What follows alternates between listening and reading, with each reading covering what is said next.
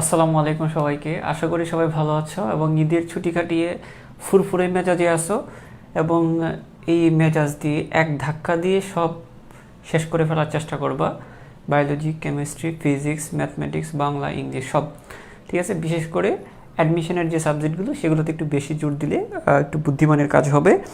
তো ইতিমধ্যে যারা আমার সাথে যুক্ত হয়েছে সবাইকে অনেক অনেক ধন্যবাদ। আর যে তোমার বন্ধুবান্ধব যারা আছে ওদেরকেও যুক্ত করে দাও। আমরা আজকে একটা গুরুত্বপূর্ণ টপিক শিখব, সেটা হচ্ছে যে পত্ররন্ধ্র, মানে গাছের পাতার মধ্যে কিছু ফুটা থাকে। এই ফুটাগুলো কেন বন্ধ হয় আর কেন খুলে, এটার কারণটা আমরা পড়ব। এটা তোমাদের বইয়ে যে ইনফরমেশনগুলো দেওয়া খুবই কনফিউজিং। হ্যাঁ, আমি জাস্ট একটা সিস্টেম দিয়ে আমি সব শিখিয়ে ফেলতে পারবো ইনশাল্লাহ, তোমরা যদি একটু মনোযোগী থাকো। অর্থাৎ এখানে কয়েকটা বিজ্ঞানী বিভিন্ন মতবাদ দিচ্ছে, তো এই মতবাদগুলোকে আমি একটা মতবাদ দিয়ে আমি ব্যাখ্যা দিব, তারপর বলে দিব কোন মতবাদটা কে দিছে। হ্যাঁ, আমি আমার মতো করে আমি এক্সপ্লেনেশনটা দিব প্রথমে, তারপর বলবো যে কতটুকু থেকে কতটুকু কোন বিজ্ঞানী মতবাদটা দিছে, যার কারণে তোমরা খুব সহজেই মনে রাখতে পারবা। আমি আবারও বলি যে পত্ররন্ধ্র খোলা হওয়া এবং বন্ধ হওয়া নিয়ন্ত্রণটা আমরা আজকে শিখবো, যেটা হবে খুবই গুরুত্বপূর্ণ এই চ্যাপ্টারের জন্য, এমসিকিউ এবং রিটার্ন দুইটার জন্যই। তাহলে তার আগে আমরা দেখি যে পত্ররন্ধ্র জিনিসটা কি, সেটা আমাদের আগে জানতে হবে, তাই না? হ্যাঁ, তাহলে আমরা দেখি যে পত্ররন্ধ্র কি, হোয়াট ইজ পত্ররন্ধ্র। হ্যাঁ, পত্ররন্ধ্র কি ইংলিশে কি বলে? ইংলিশে বলে স্টোমেটা। ইংলিশ দরকার নেই, হ্যাঁ, অত ইংলিশ জানার দরকার নেই। তো দেখো, তো পত্ররন্ধ্রটা কি, মানে গাছের পাতার মধ্যে কিছু ছিদ্র থাকবে। পত্র মানে কি পাতা, রন্ধ্র মানে কি, রন্ধ্র মানে ছিদ্র, ফুটা, এরকম ছিদ্র বা ফুটা, ঠিক আছে। পত্ররন্ধ্র মানে পাতার ছিদ্র, পাতার ফুটা। এখন দেখো এই পত্ররন্ধ্রটা আমরা একটু আঁকার চেষ্টা করব, ছিদ্রটা। হ্যাঁ, ধরো এটা যদি হয়, ধরো গাছের পাতার মধ্যে এরকম একটা কোষ থাকে। হ্যাঁ, এরকম একটা কোষ থাকে, তো তারপর এরকম আরও একটা কোষ থাকে, দুইটা কোষ পাশাপাশি এভাবে মুখোমুখি অবস্থায় থাকে। হ্যাঁ, মনে হচ্ছে দুজনার, হ্যাঁ, একজন আরেকজনকে মুখোমুখি দাঁড়িয়ে আছে, প্রেম করতেছে মনে হচ্ছে। আচ্ছা, যাই হোক, আমরা তো এই যে এটা একটা কোষ। হ্যাঁ, এটা কি, এটা একটা কোষ। হ্যাঁ, তার প্রচুর পরিমাণে কি থাকবে, তার প্রচুর পরিমাণে ক্লোরোপ্লাস্ট থাকবে। আমি ক্লোরোপ্লাস্টগুলো নীল কালি দিয়ে দেখাচ্ছি, সবুজ ক্লোরোপ্লাস্ট। তো ধরো তার প্রচুর পরিমাণে, তার গায়ে প্রচুর পরিমাণে কি থাকবে, বলো, ক্লোরোপ্লাস্ট থাকবে। এটাও এক ধরনের রক্ষী কোষ, তার গায়েও প্রচুর পরিমাণে কি থাকবে, বলো, তার গায়েও প্রচুর পরিমাণে ক্লোরোপ্লাস্ট থাকবে। আচ্ছা, এবং একটা বড় নিউক্লিয়াস থাকবে, এরও একটা নিউক্লিয়াস থাকবে, তাই না? আচ্ছা, তো এটা একটা রক্ষী কোষ, এটা একটা কি কোষ, এটা হচ্ছে একটা রক্ষী কোষ। আর দুইটা রক্ষী কোষের মাঝখানে এটা একটা রক্ষী কোষ, এটা একটা রক্ষী কোষ। তো দুইটা রক্ষী কোষের মাঝখানে যে ছিদ্রটা, সেটা হচ্ছে পত্ররন্ধ্র। আর এটাই হচ্ছে কি পত্ররন্ধ্র। জিনিসটাকে বুঝতে পেরেছো? বুঝো নাই মনে হয়। আমি আবারও বলি, ধরো এটা হচ্ছে গাছের একটা পাতা। হ্যাঁ, ধরো এটা হচ্ছে গাছের একটা পাতা। হ্যাঁ, এখন দেখো এই যে ধরো এটা হচ্ছে একটা, এই গাছের পাতাটার মধ্যে উপরের দিকে এরকম একটা কোষ থাকবে, তারপর এদিকে একটা কোষ থাকবে। আর মাঝখানে একটা ফুটা থাকবে, ছিদ্র থাকবে, এটাই হচ্ছে পত্ররন্ধ্র। না বোঝার কিছু নাই। তো এই রক্ষী কোষটার মধ্যে প্রচুর পরিমাণে ক্লোরোপ্লাস্ট থাকবে এবং নিউক্লিয়াস সমৃদ্ধ হবে। এটাও ক্লোরোপ্লাস্ট থাকবে, নিউক্লিয়াস সমৃদ্ধ হবে। এই জিনিসটা অভাবে মানে মনে হচ্ছে যে অভাবে পরে শুকিয়ে গেছে, তাই না? আমি একটু মোটা করে দিচ্ছি। আচ্ছা, তো এই দুইটা রক্ষী কোষের মাঝখানে যে ছিদ্রটা সেটাই হচ্ছে কি পত্ররন্ধ্র। তোমরা এটা অন্য কিছুর সাথে মিলাবো না, হ্যাঁ? তাহলে কিন্তু বকা দিব আমি। দেখো তাহলে এই দুইটার মাঝখানে যে ছিদ্রটা সেটাই হচ্ছে পত্ররন্ধ্র।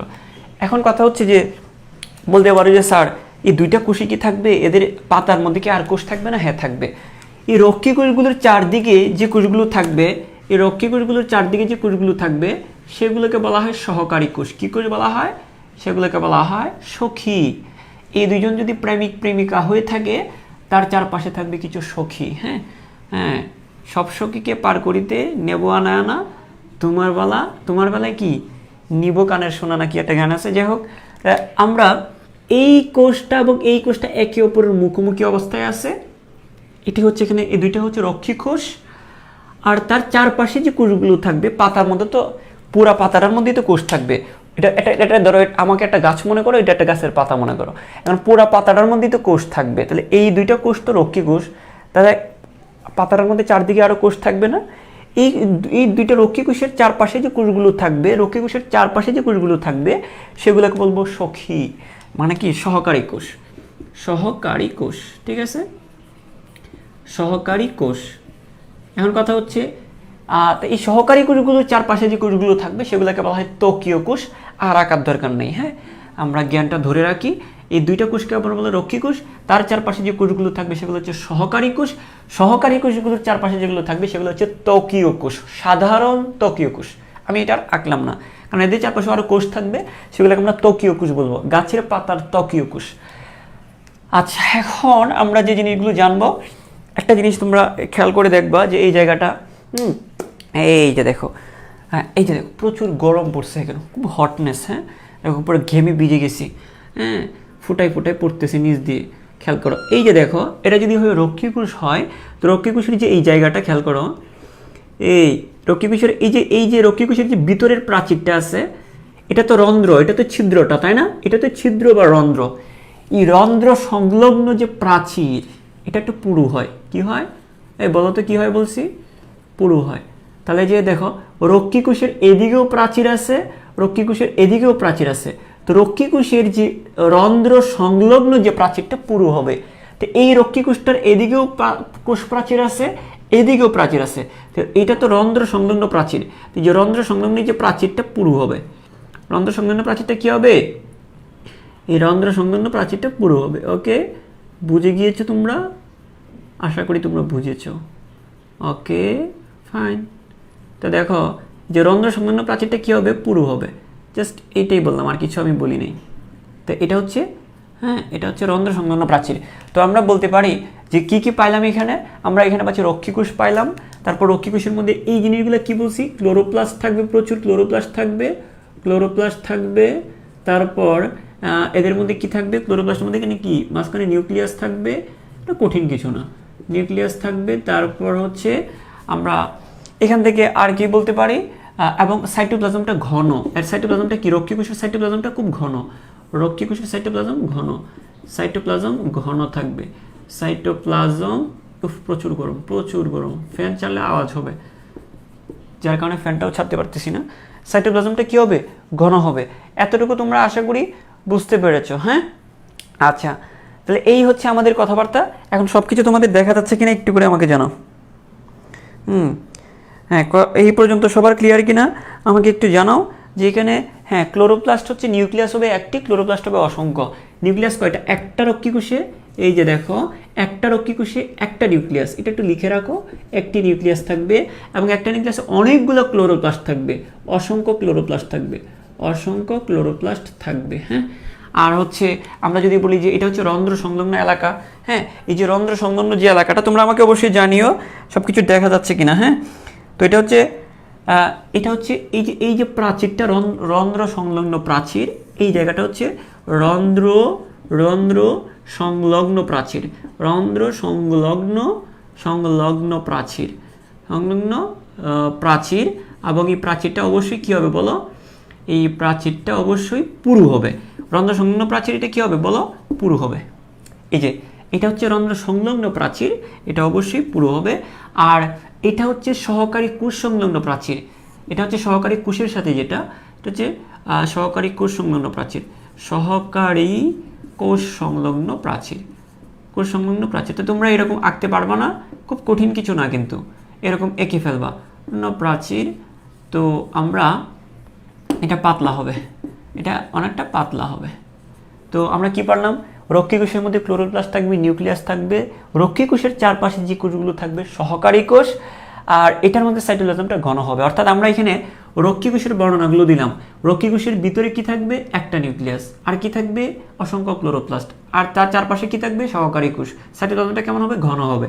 তারপর এই আমি যদি বলি যে রক্ষী কোষের যে এটা যদি রক্ষী কোষ হয়, রন্ধ্র সংলগ্ন প্রাচীরটা পুরু হয় এবং সহকারী কোষ সংলগ্ন যে প্রাচীরটা সেটা পাতলা হয়। এই জিনিসগুলো আশা করি তোমরা বুঝতে পেরেছো। এই পর্যন্ত তোমার আশা করি ক্লিয়ার।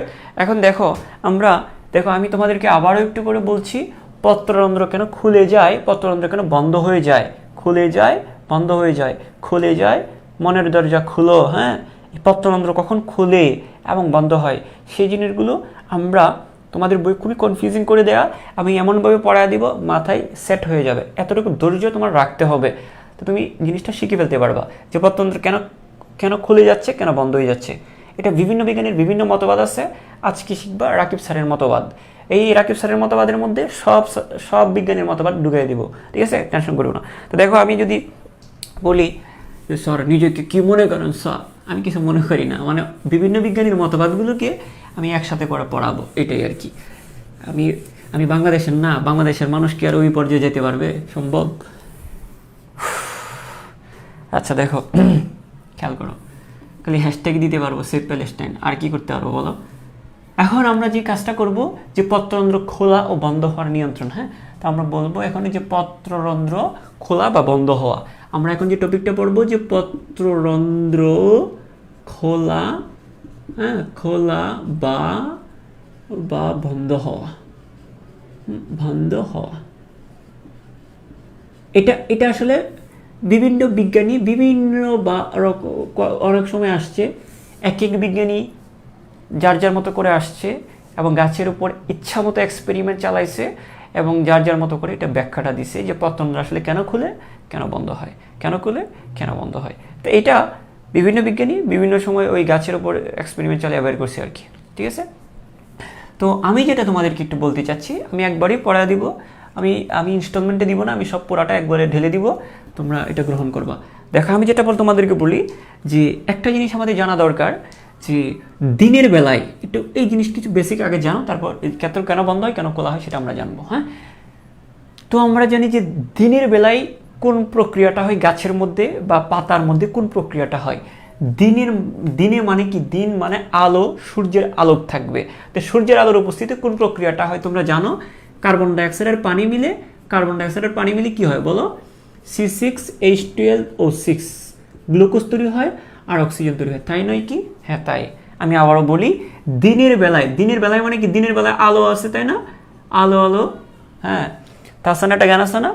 তো যাই হোক, খালি গান মনে করতেছে। দেখো, এই দিনের বেলায় আলো আছে, তখন কি এই আলোর উপস্থিতিতে, মানে সূর্যের আলোর উপস্থিতিতে তোমরা বুঝতে পারছো যে এই প্রক্রিয়াটা হবে। কোন প্রক্রিয়াটা হবে? এই যে সালোক সংশ্লেষণ হয়। তো দিনের আলোতে কি হয়? দিনের আলোতে সালোক সংশ্লেষণ হয়। তো সালোক সংশ্লেষণ হওয়া মানে কি?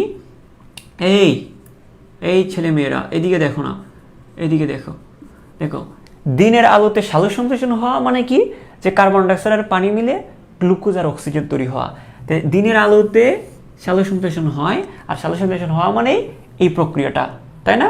তার মানে আমরা এখানে কি দেখতে পাচ্ছি?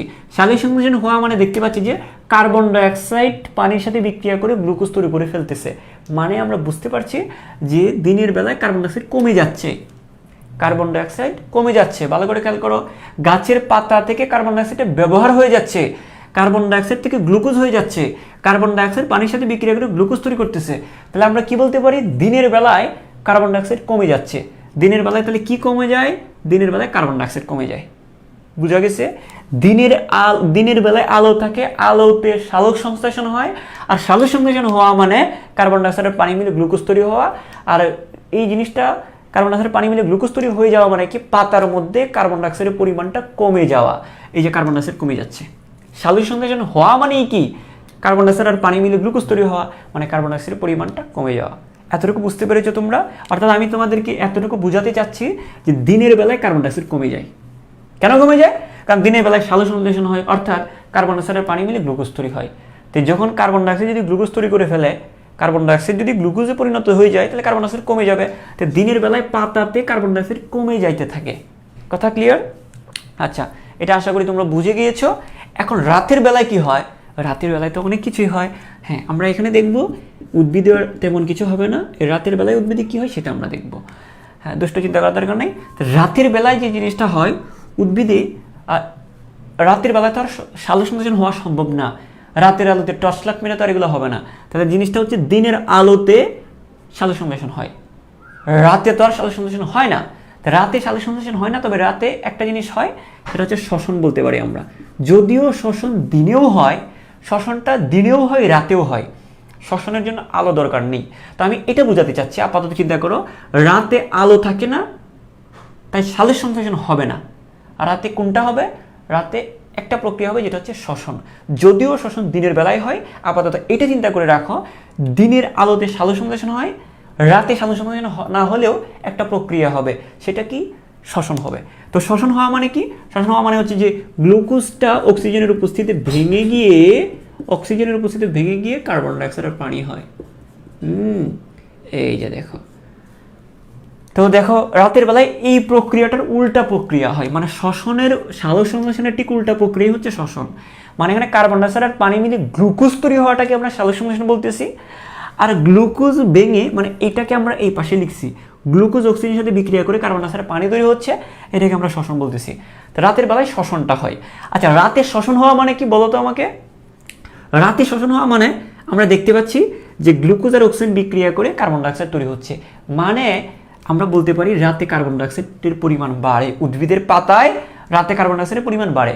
তো আমরা জাস্ট এতটুকু জিনিস তোমাদেরকে জানাতে চাচ্ছি, জাস্ট এতটুকু জিনিস আমরা এখান থেকে নিব, সেটা হচ্ছে দিনের বেলায় কার্বন ডাইঅক্সাইড কমে যায়। কেন? সালোক সংশ্লেষণের কারণে। আর রাতের বেলায় কার্বন ডাইঅক্সাইডের পরিমাণ বেড়ে যায় শ্বসনের কারণে। এই দুটো জিনিস একটু এখান থেকে নাও। হ্যাঁ, এই দুটো জিনিস একটু নাও। আমি আবারও বলতেছি, দিনের বেলায় দিনের বেলায় সালোক সংশ্লেষণ হয়, যার কারণে কার্বন ডাইঅক্সাইডের পরিমাণ কমে যায়। রাতের বেলায় সালোক সংশ্লেষণ হয় না, শ্বসনটা হয়। শ্বসন হলে কি হবে? কার্বন ডাইঅক্সাইডের পরিমাণটা বেড়ে যাচ্ছে। এখন তুমি বলতে পারো, স্যার দিনের বেলা তো শ্বসন হয়, তবে দিনের বেলা শ্বসন হইলেও ওই দিনের বেলা শ্বসন হলে কার্বন ডাইঅক্সাইড তৈরি হবে, ঠিক আছে, কিন্তু ওই কার্বন ডাইঅক্সাইডটা আবার সালোক সংশ্লেষণে ব্যবহার করে ফেলবে। শ্বসন দিনেও হয়, রাতেও হয়, তবে দিনের বেলা যে শ্বসনটা হয়, ওই শ্বসনে যে কার্বন ডাইঅক্সাইডটা তৈরি হয়, ওই কার্বন ডাইঅক্সাইডটা সালোক সংশ্লেষণ ব্যবহার করে ফেলবে, গ্লুকোজ তৈরি করে ফেলবে, যার কারণে কার্বন ডাইঅক্সাইড কমে যাবে। ঠিক আছে? তো আমরা বলতে পারি দিনের বেলায় সালোক সংশ্লেষণ হওয়ার কারণে এই কার্বন ডাইঅক্সাইড ব্যবহার হয়ে যায়, কার্বন ডাইঅক্সাইডটা কমে যায়। রাতের বেলায় তো সালোক সংশ্লেষণ হয় না, রাতের বেলায় শ্বসন হয়। তো রাতের বেলায় যে শ্বসন প্রক্রিয়ায় যে কার্বন ডাইঅক্সাইডটা তৈরি হয়, সেটা এই ব্যবহার করতে পারে না, কার্বন ডাইঅক্সাইডটা থেকে যায়, কার্বন ডাইঅক্সাইডের পরিমাণ বেড়ে যায়। তো দুইটা কথা একটু মাথায় রাখো, দিনে কার্বন ডাইঅক্সাইড কমে যায় পাতায়, নট বায়ুমণ্ডল, পাতার কথা বলতেছি, উদ্ভিদের পাতায়। তো দেখো, দিনের বেলায় কার্বন ডাইঅক্সাইড কমে যায়, রাতের বেলায় কার্বন ডাইঅক্সাইড বেড়ে যায়। বুঝতে পেরেছো তোমরা? বুঝো নাই ব্যাপারটা? এতটুকু ক্লিয়ার কিনা? এতটুকু যদি ক্লিয়ার হয় তাহলে আমি সামনের দিকে আগাবো। এতটুকু ক্লিয়ার? ও মারো মুঝে মারো। হ্যাঁ, এই জন্যই রাতে বড় গাছের নিচে শ্বাসকষ্ট হতে পারে। তুমি গাছতলায়, রাতের বেলায় গাছতলায় গিয়ে কার সাথে কি করো? তুমি বলতেছো যে এই জন্যই রাতে এত বড় গাছের নিচে গেলে কষ্ট হয়। কষ্ট তো হবেই, এটা অন্য কারণে কষ্ট হয়। এটা তুমি মানে কত ক্রিয়েটিভ! এটা ক্লাস 9-10 পড়া এখানে ঢুকাই দিচ্ছে, দরকার আছে? আমি এখান থেকে কি নিতে বলছি? আমি বলছি দিনের বেলায় কার্বন ডাইঅক্সাইড কমে যায়, এইটাতে থাকো না। রাতের বেলায় কার্বন ডাইঅক্সাইড বেড়ে যায়, এটাতে থাকো না। কোথায় গেলে কিভাবে কষ্ট হয় সেটা তোমার বলার দরকার আছে। এগুলো ক্রিয়েটিভিটি এখানে দেখানোর দরকার নেই।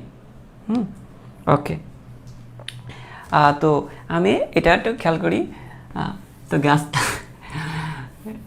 গাছতলায় গেলে তো কষ্ট হবে। একটু দেখো, আমরা এদিকে আসি।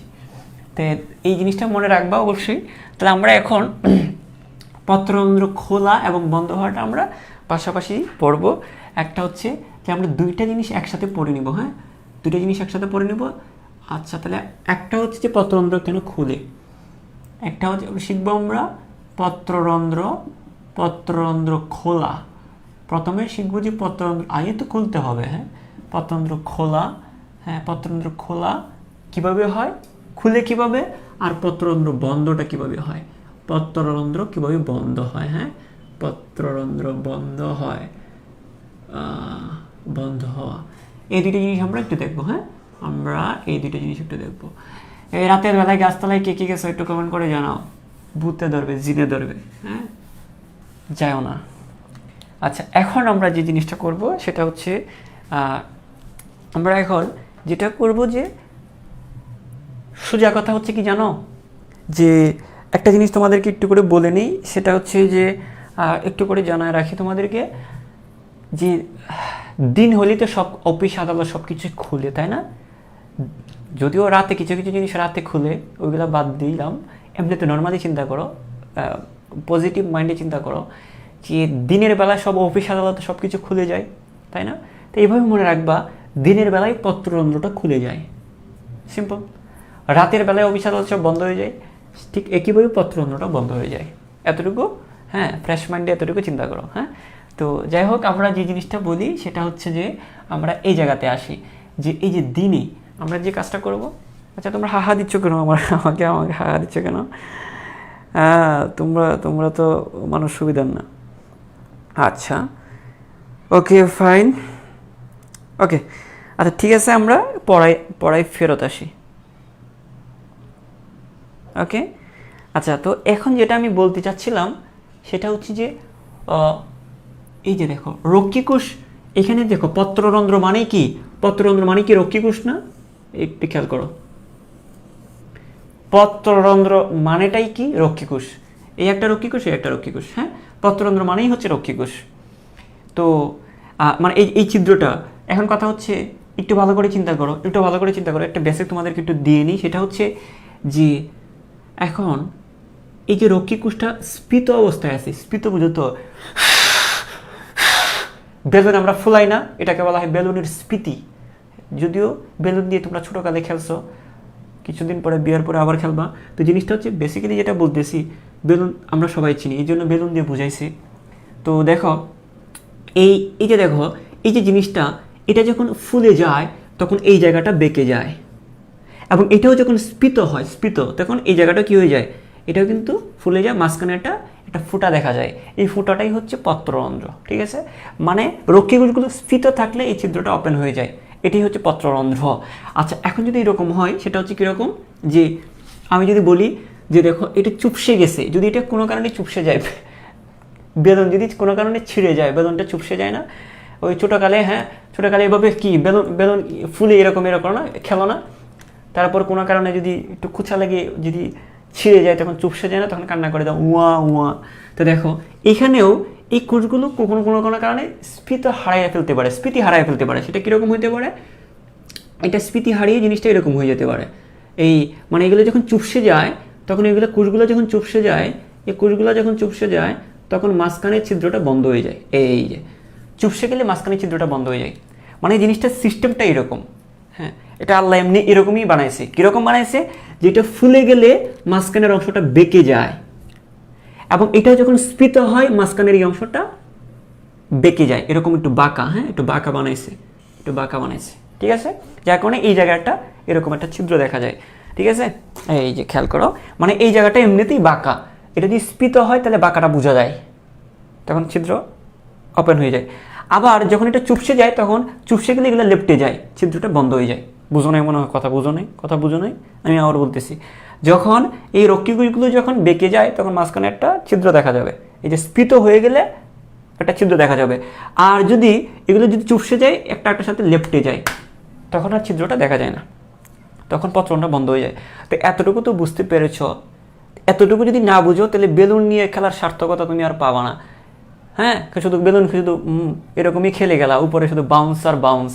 বুঝতে হবে তো জিনিসগুলো, প্র্যাকটিক্যাল লাইফে কাজে লাগাতে হবে। তো ভালো করে খেয়াল করো, যদি রক্ষীকুশগুলো স্ফীত হয় তাহলে পত্ররন্ধ্রটা ওপেন হয়ে যায়, আর রক্ষীকুশগুলো যদি কী হয়ে যায়, রক্ষীকুশগুলো যদি চুপসে যায় তখন মাঝখানের ছিদ্রটা বন্ধ হয়ে যাবে। ঠিক আছে, তাহলে দেখো আমরা একটু সামনের দিকে যাই, সেটা হচ্ছে আমরা যদি একটু সামনের দিকে যাই, সামনের দিকে গেলে আমরা কি পাবো, একটু দাঁড়াও মার্কেটগুলো নিয়ে আমি। হ্যাঁ, তো এই জায়গায় একটু চিন্তা করো যে দিনের বেলায়, দিনে কি হয়, দিনে কিছু হয় না হয়তো, এই যে দিনের বেলায় যেটা হয়, একটু আগে তোমাদেরকে পড়াইছি না, দিনের বেলায় কার্বন ডাইঅক্সাইড কি হয়, কার্বন ডাইঅক্সাইড কমে যায়। কারণটা কি, কার্বন ডাইঅক্সাইড সাথে সাথে ব্যবহৃত হয়ে যায়। তোমাদেরকে একটু আগে পড়াইছিলাম, মনে আছে যে দিনের বেলায় কার্বন ডাইঅক্সাইড কমে যায়, একটু আগে পড়াইছি। তো দিনের বেলায় কি হয় বলো তো, আমি একটু ছোট করে লিখি, না জায়গা হবে না। এই দিনের বেলায় কার্বন ডাইঅক্সাইডটা কী হয়ে যাবে বলো, কার্বন ডাইঅক্সাইডটা কমে যাবে। আমি কমে যাওয়ার বিষয়টা আমি এভাবে লিখতেছি, এই কমে যাওয়ার বিষয়টা আমি এইভাবে লিখতেছি, কার্বন ডাইঅক্সাইড কমে যায়, সরি এই নিচের দিকে ডাউন লিখতেছি আমরা, কার্বন ডাইঅক্সাইডটা কমে যাচ্ছে।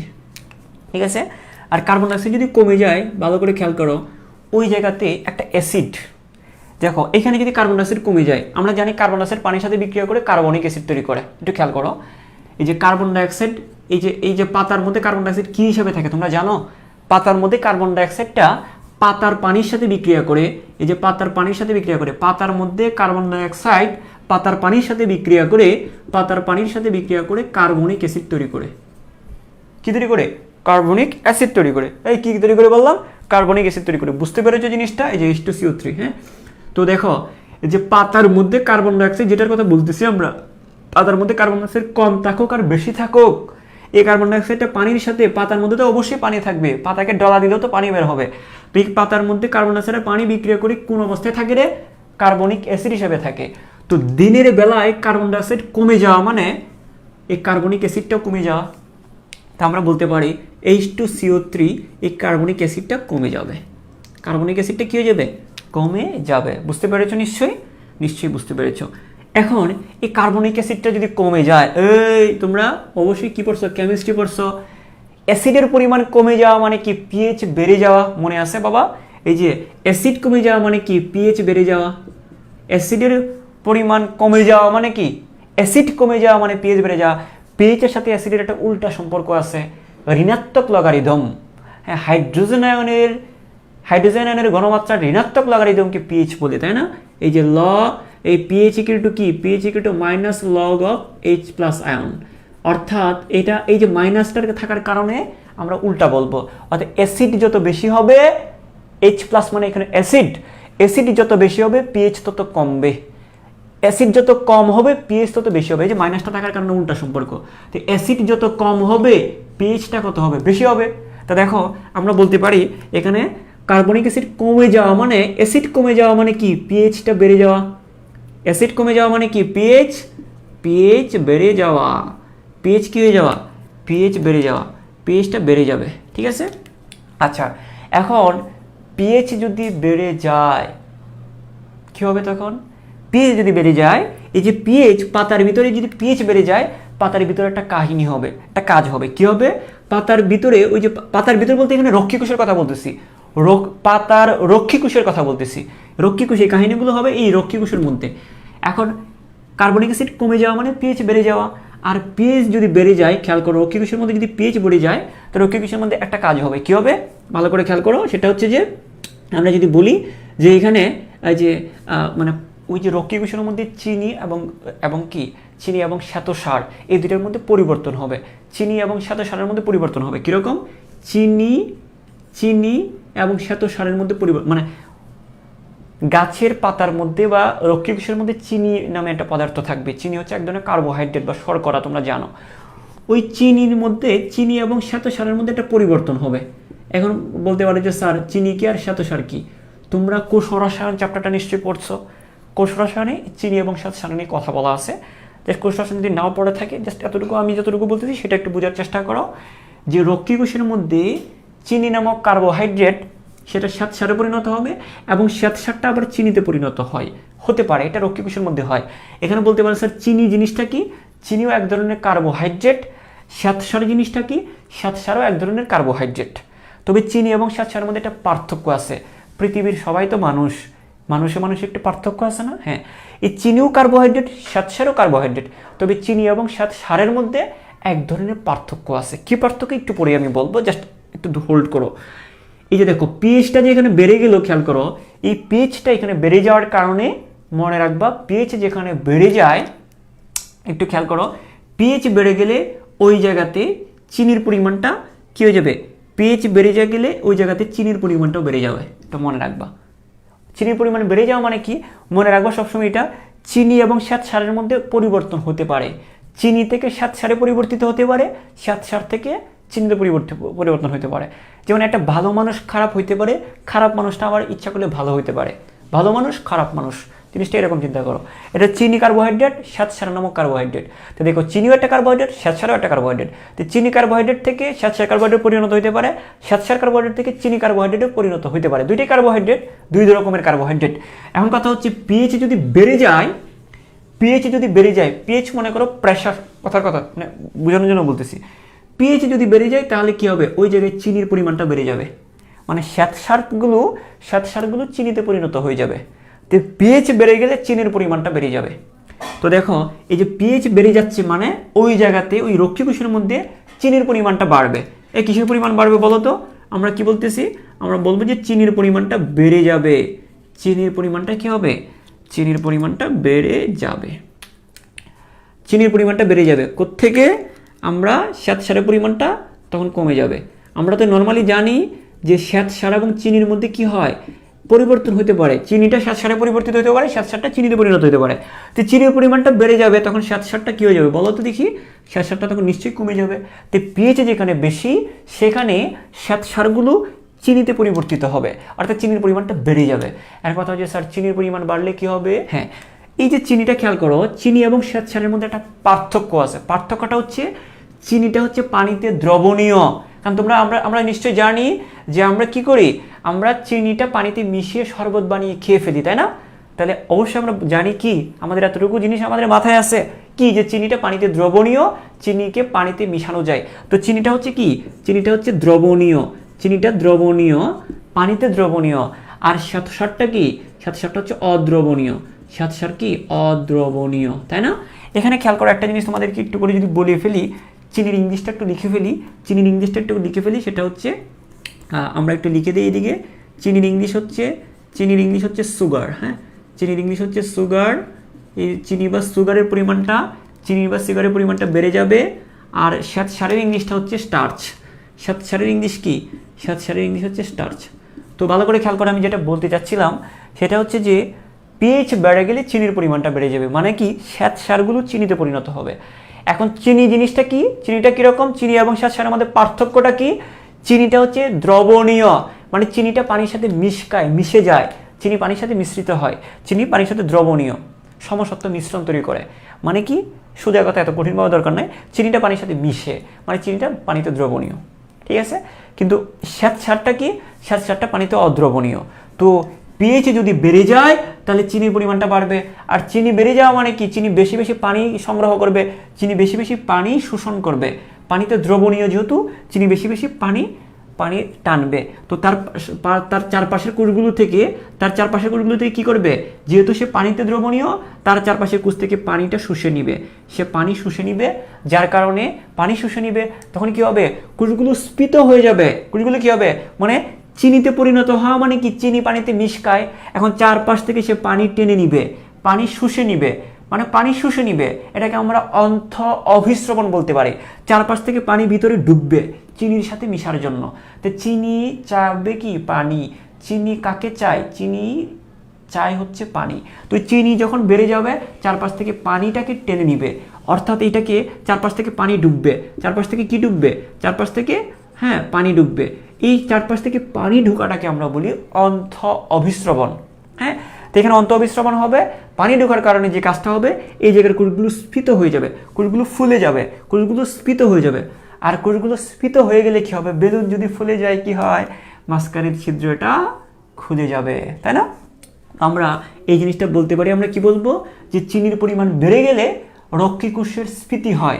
রক্ষীকোষ কি হয়, রক্ষীকোষ স্ফীত হয়ে যায়, রক্ষীকোষ স্ফীত হয়। হ্যাঁ, রক্ষীকোষ স্ফীত হয়। এখন রক্ষীকোষ যদি স্ফীত হয়, রক্ষীকোষ যদি স্ফীত হয় তবে কি হয় একটু খেয়াল করো। রক্ষীকোষটা যদি স্ফীত হয়, একটু ভালো করে বুঝো, রক্ষীকোষটা স্ফীত হলে কি হবে বলো? পত্ররন্ধ্র খুলে যায়। পত্ররন্ধ্র। আচ্ছা, রক্ষীকোষ স্ফীত হয়, এখানে আমরা এটা একটু নিচে করে লিখবো, কারণ আমাকে একটু করে লিখতে হবে।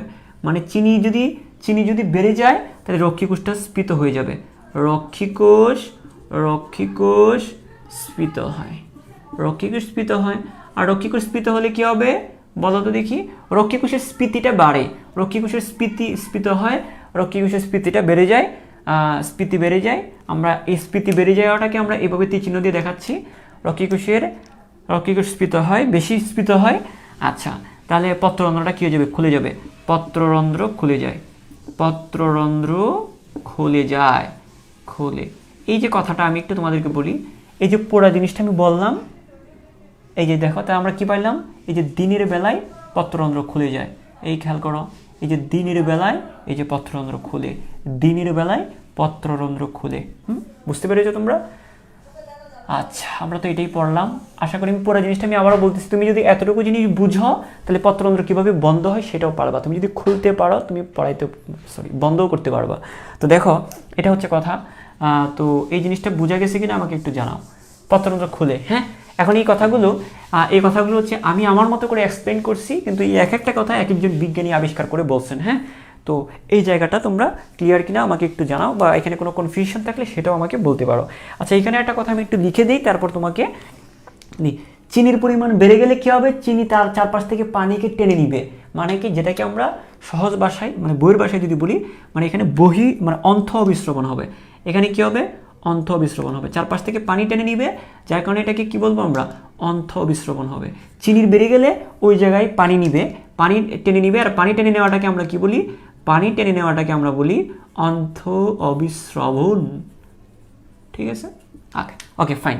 অন্থ অবিশ্রবণের কারণে কোষটা স্ফীত হয়, রক্ষীকোষ স্ফীত হয়, আর রক্ষীকোষ স্ফীত হয়ে গেলে, রক্ষীকোষ যদি স্ফীত হয়ে যায় মাঝখানে ছিদ্রটা খুলে যাবে। তো এই পর্যন্ত সবার ক্লিয়ার কিনা আমাকে একটু কনফার্ম করো, তারপর আমি সামনের দিকে আগাচ্ছি। ওকে, আচ্ছা, আমার বোর্ড তো সাদা দেখাচ্ছে রে, এত গরম উফ। এই বুঝতে পেরেছ?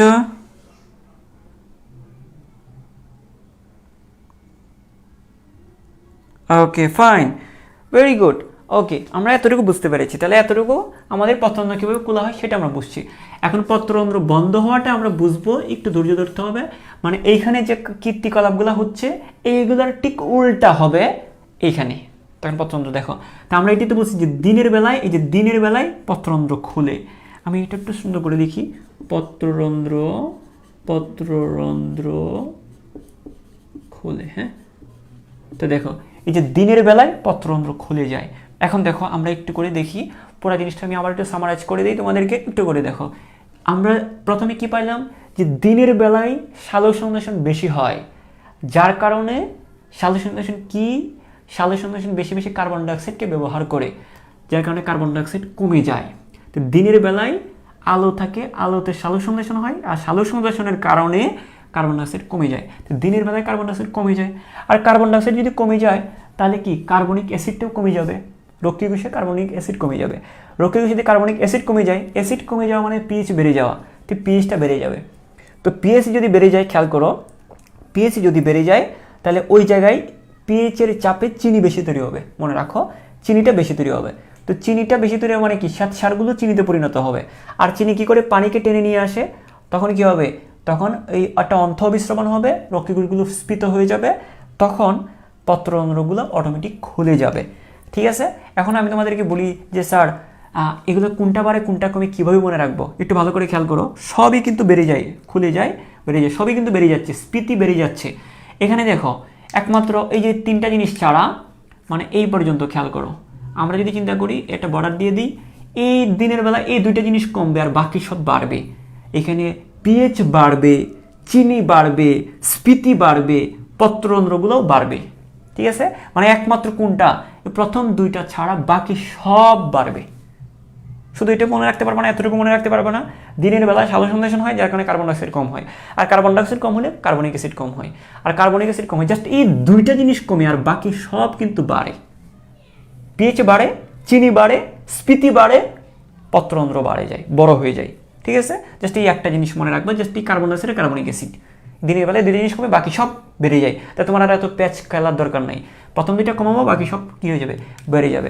এখন কথা হচ্ছে, তুমি যদি এটা বুঝে থাকো, তাহলে আমাকে পত্ররন্ধ্র বন্ধ হওয়াটা নিশ্চয়ই তুমি খুব সহজে পারবা। কেন? আমি তোমাদেরকে যদি বলি যে রাতের বেলায় কি হয়, রাতে কি হয়, রাতে রাতে রাতে হ্যাঁ, চাঁদনি রাতে, দেখো রাতের বেলায় কি হবে বলো তো? দিনের বেলায় যদি কার্বন ডাইঅক্সাইড কমে যায়, রাতের বেলায় তোমরা নিশ্চয়ই জানো কার্বন ডাইঅক্সাইড বেড়ে যায়, কষ্ট হয়, শ্বাসকষ্ট হয়, বলছো না একজন, কার্বন ডাইঅক্সাইড বেড়ে যায়। ঠিক আছে, এই যে তাহলে আমরা বলতে পারি এই যে রাতের বেলায় কার্বন ডাইঅক্সাইড বেড়ে যায়। কী কারণে কার্বন ডাইঅক্সাইড বেড়ে যায় আমি বলবো না, তোমাদেরকে ব্যাখ্যাটা আমি দিছি, দুষ্টু দুষ্টু চিন্তা করেও কিন্তু মনে রাখা যায়, রাতের বেলায় কার্বন ডাইঅক্সাইড বেড়ে যায়। ঠিক আছে, তো যাই হোক, এই যে কার্বন ডাইঅক্সাইড রাতের বেলায় বেড়ে যায়, তো যাই হোক এই কার্বন ডাইঅক্সাইড যদি বেড়ে যায়, একটু খেয়াল করো কী কারণে, আর একটু আগে বলছি তোমাদেরকে।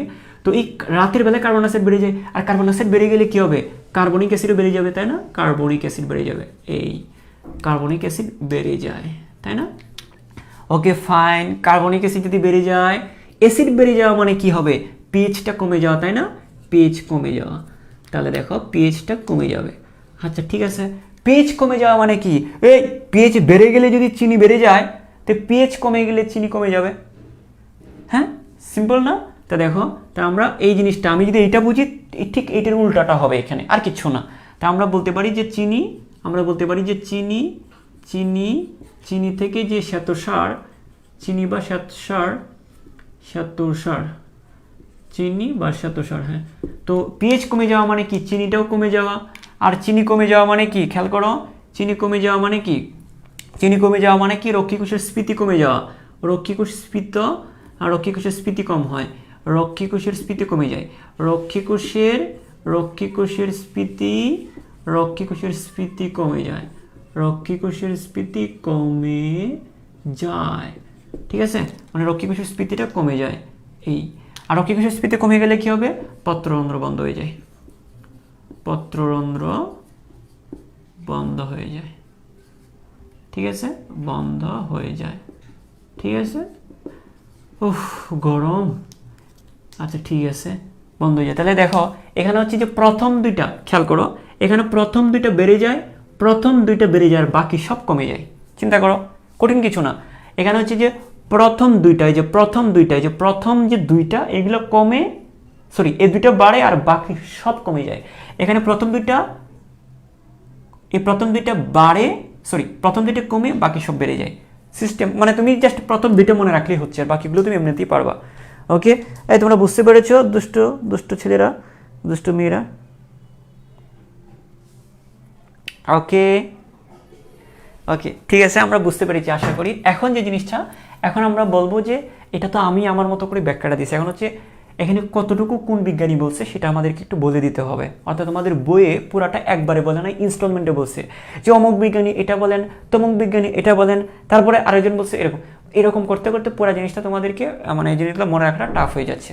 তো এখন আমরা বলবো যে এই যে আমি বললাম যে দিনের বেলায় কার্বন ডাইঅক্সাইড কমে, কার্বন ডাইঅক্সাইড কমলে কার্বনিক অ্যাসিড কমে, কার্বনিক অ্যাসিড কমলে পিএইচ বেড়ে যায়, আর পিএইচ বেড়ে গেলে চিনি বেড়ে যায়, চিনি বেড়ে গেলে যে রক্ষীকোষ স্ফীত হয়, এটা তো আমি বলি না, এটা তো আমি আবিষ্কার করি নাই, এটা বিভিন্ন বিজ্ঞানীর সমন্বয়ে এটা আবিষ্কৃত হয়েছে।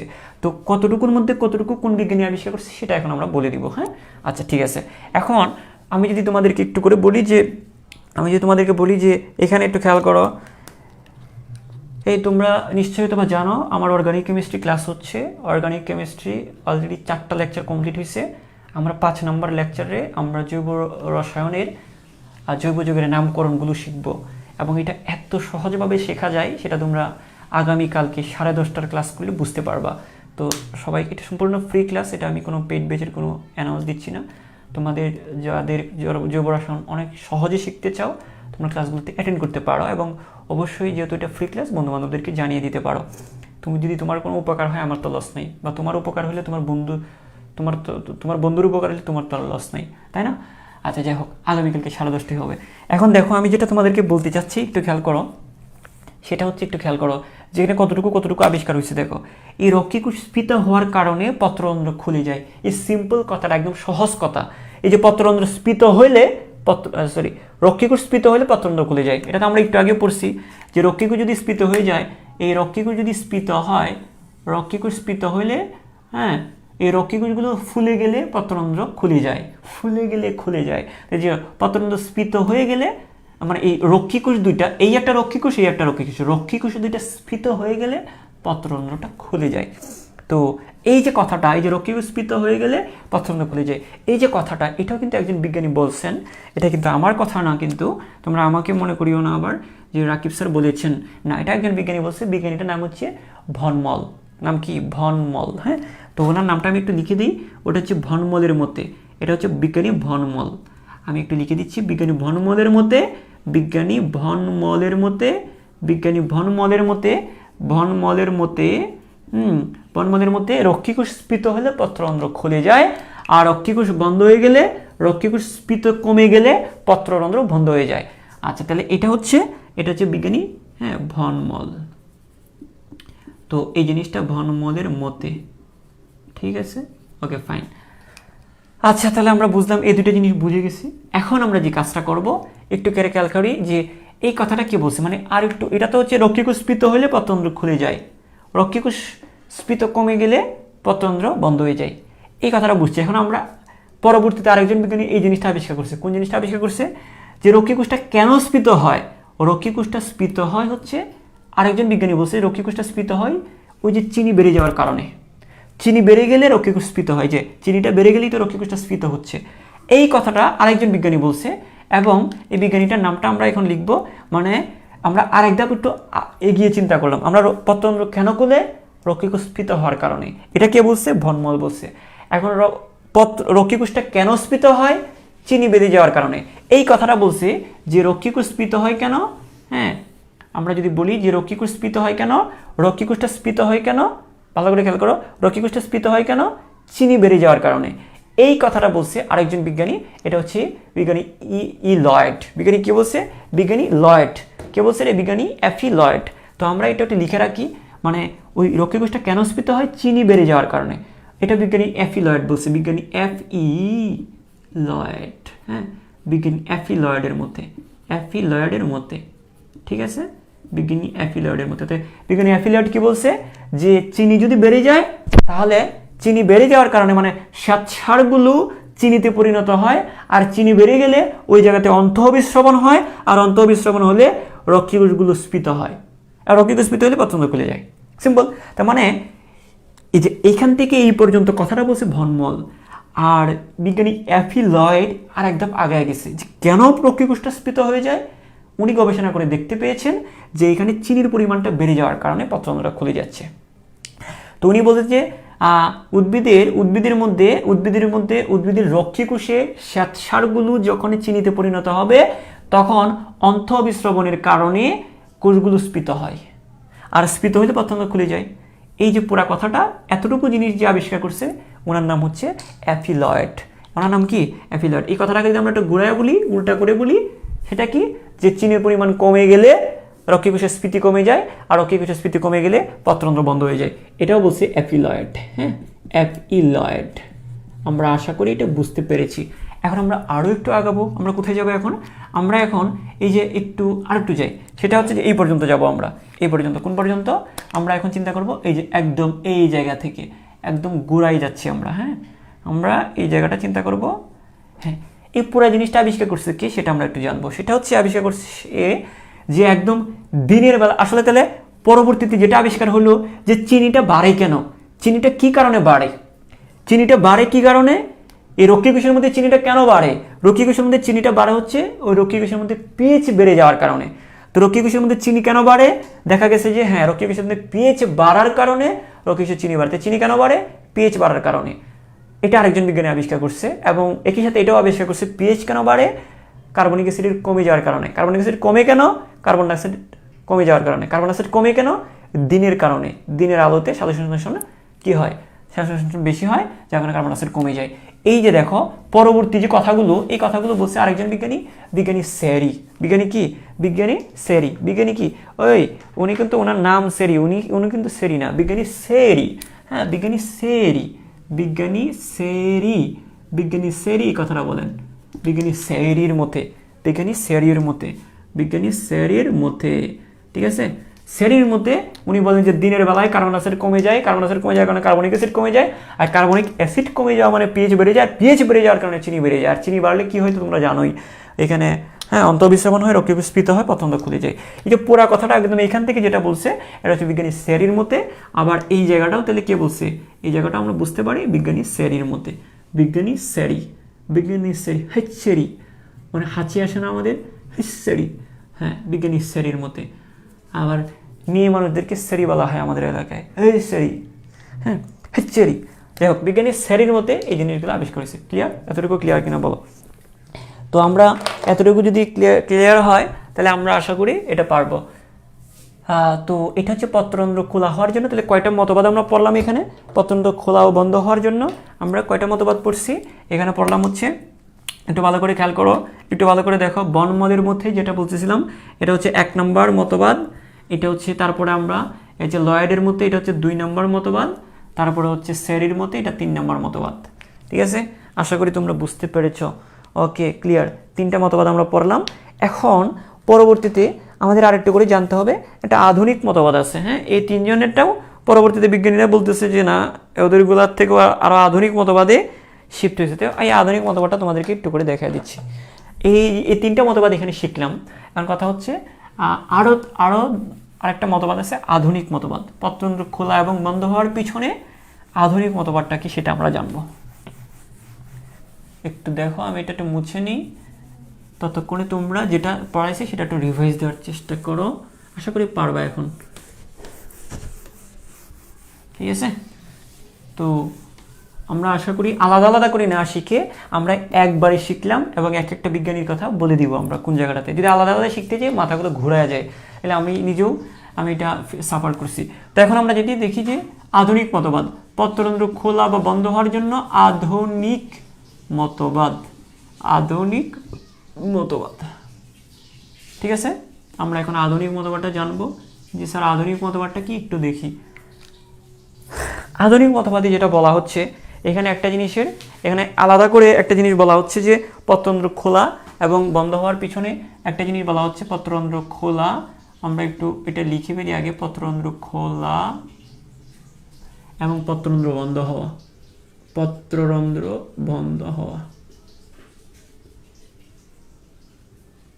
হ্যাঁ বন্ধ হওয়া, এই দুইটা জিনিস কিভাবে নিয়ন্ত্রিত হয় সেটা আর একটা মতবাদ আছে এখানে। একটু খেয়াল করো, আমি যদি বলি যে হ্যাঁ বলতেছে যে এখানে এই আধুনিক মতবাদ অনুসারে বলা হচ্ছে একটা কথা, সেটা হচ্ছে যে এখানে আলোর নীল অংশের প্রভাবে এটা হয়, আলোর নীল অংশের প্রভাবে। ভালো করে খেয়াল করো। এখন বলতে পারে স্যার কোনটা সত্য কোনটা মিথ্যা? বাবা আমি বলতে পারবো না, বিশ্বাস করো আমি বিজ্ঞানী না, বিশ্বাস করো আমাকে, আমি কোনো বিজ্ঞানী না, আমি মেডিকেল স্টুডেন্ট, মেডিকেলে পড়তেছি এবং আমি এতটুকু জানি বিজ্ঞানীরা কী বলছে সেটা আমি জানি, কিন্তু কোনটা সত্য কোনটা মিথ্যা আমি বলতে পারবো না। আমাকে যদি কমেন্ট করো ও স্যার আপনি 3টা মতবাদ পড়াচ্ছেন কোনটা সত্য, 3টা মতবাদ পড়াচ্ছেন এখন আরেকটা পড়াচ্ছেন, এখন কোনটা সত্য? এখানে সত্য মিথ্যা যাচাই করার দরকার নাই তোমার। এখানে যে বিজ্ঞানী এক একজন বিজ্ঞানী এক এক মতবাদ দিচ্ছে, হ্যাঁ আল্লাহ জানে কোন সিস্টেমে এটা হচ্ছে, এটা তো জানার আমার দরকার নাই এবং আমিও এটা জানি না। এবং তোমাকে যদি এটা বের করতে তোমার নিজের আবিষ্কার করে নিতে হবে। কথা বুঝছো? তো এই জিনিসগুলো তোমরা বোকার মতো প্রশ্ন করো, ও স্যার মতো আগে বলছেন একরকমভাবে এখন বলতেছেন আর একরকমভাবে, আমি আমি আমি বানায় বলতেছি, আমি নিজের থেকে বলতেছি এগুলা, তোমার মনে হয় আমি আবিষ্কার করে বলছি? বিজ্ঞানীরা যেভাবে বলতেছে আমরা সেভাবে পড়ে নিচ্ছি। এবং কেন পড়ে নিচ্ছি? আমরা একটা পরীক্ষায় আমরা একটা ভালো রেজাল্ট করব এবং মেডিকেলে বা ভার্সিটিতে পড়বো, এটাই হচ্ছে আমাদের কথা।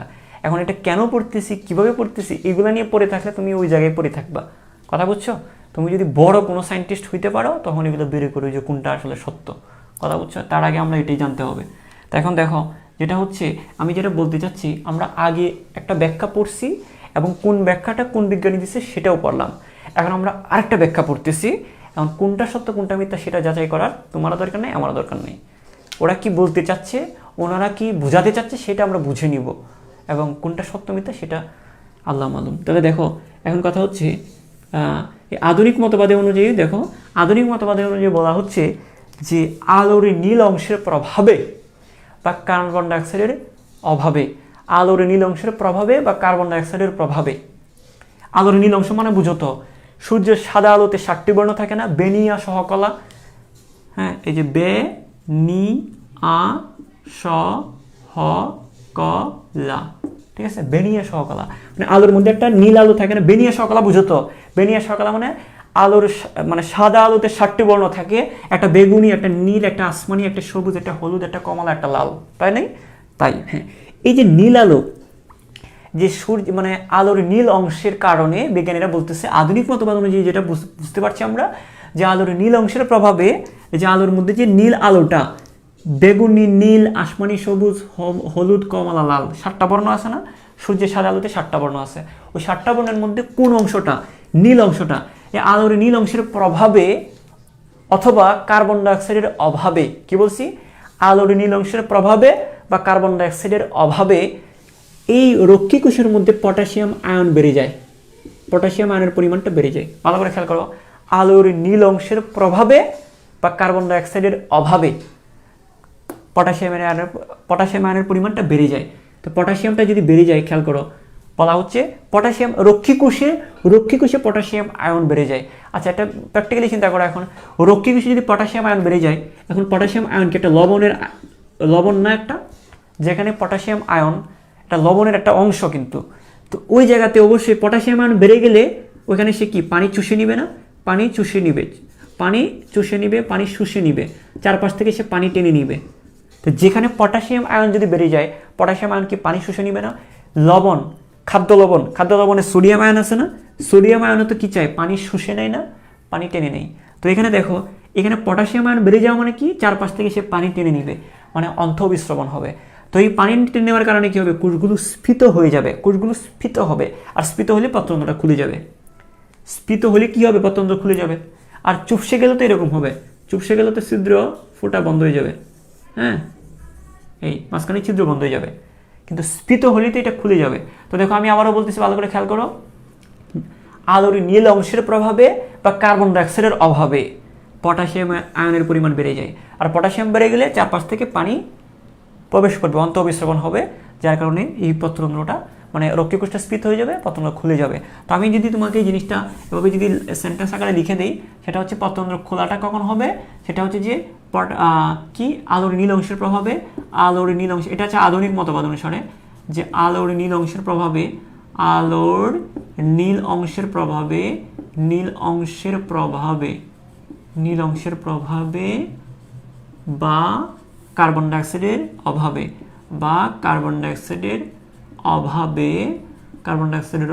এই দুইটা কারণে বিজ্ঞানীরা বলতেছেন যে, পটাশিয়াম আয়নের পরিমাণ বেড়ে যায়, আর পটাশিয়াম আয়নের পরিমাণ বেড়ে গেলে কি হবে, অন্তঃবিস্রবণ হবে। তখন যে কাহিনীটা হয় সেটা হবে কি, অন্তঃবিস্রবণ হবে। আমি একটু লিখে দিই, এটা সুবিধা হবে, অন্তঃবিস্রবণ হবে। আর যদি অন্তঃবিস্রবণ হয় কি হয় তোমরা জানো, অন্তঃবিস্রবণ হলে কি হয়, রক্ষীকোষ স্ফীত হয়, রক্ষীকোষের স্ফীতি বেড়ে যায়, রক্ষীকোষের স্ফীতি বাড়ে, রক্ষীকোষের স্ফীতি বাড়ে, এটা আমরা এইভাবে দেখাইতে পারি, রক্ষীকোষের স্ফীতি বাড়ে। আর রক্ষীকোষের স্ফীতি যদি বেড়ে যায়, পত্ররন্ধ্র খুলে যায়, পত্ররন্ধ্র খোলে, ঠিক আছে, পত্ররন্ধ্র খুলে যায়। তো আশা করি জিনিসটা বুঝতে পেরেছো। এটা হচ্ছে আধুনিক মতবাদ অনুসারে। আমরা এই পাশে আরেকটু করে আমরা জানবো যে পত্ররন্ধ্র বন্ধ হওয়াটার পিছনের ব্যাখ্যাটা কি। পত্ররন্ধ্র বন্ধ হওয়াটার পিছনে ব্যাখ্যাটা হচ্ছে, পত্ররন্ধ্র বন্ধ হওয়ার পিছনে একটা ব্যাখ্যাটা হচ্ছে, তোমাদেরকে আগে একটু জানিয়ে রাখা ভালো যে এটার সাথে এটা একটু হুবহু মিল নেই, একটু পার্থক্য আছে, সেটা আমরা একটু বলি। সেটা কি, সেটা হচ্ছে যে ভালো করে খেয়াল করো, এই যে ধরো এটা হচ্ছে একটা গাছ, ধরো আমাকে একটা জীবন্ত বটবৃক্ষ ধরে নাও, তা ধরো এটা হচ্ছে বটবৃক্ষের একটা পাতা। এবার পাতার মধ্যে খেয়াল করো, এদিকে একটা রক্ষীকোষ, এদিকে একটা রক্ষীকোষ, উপর থেকে রক্ষীকোষ দেখতে পাচ্ছ, কিন্তু রক্ষীকোষগুলোর নিচে তো আরো কোষ থাকবে, তাই না?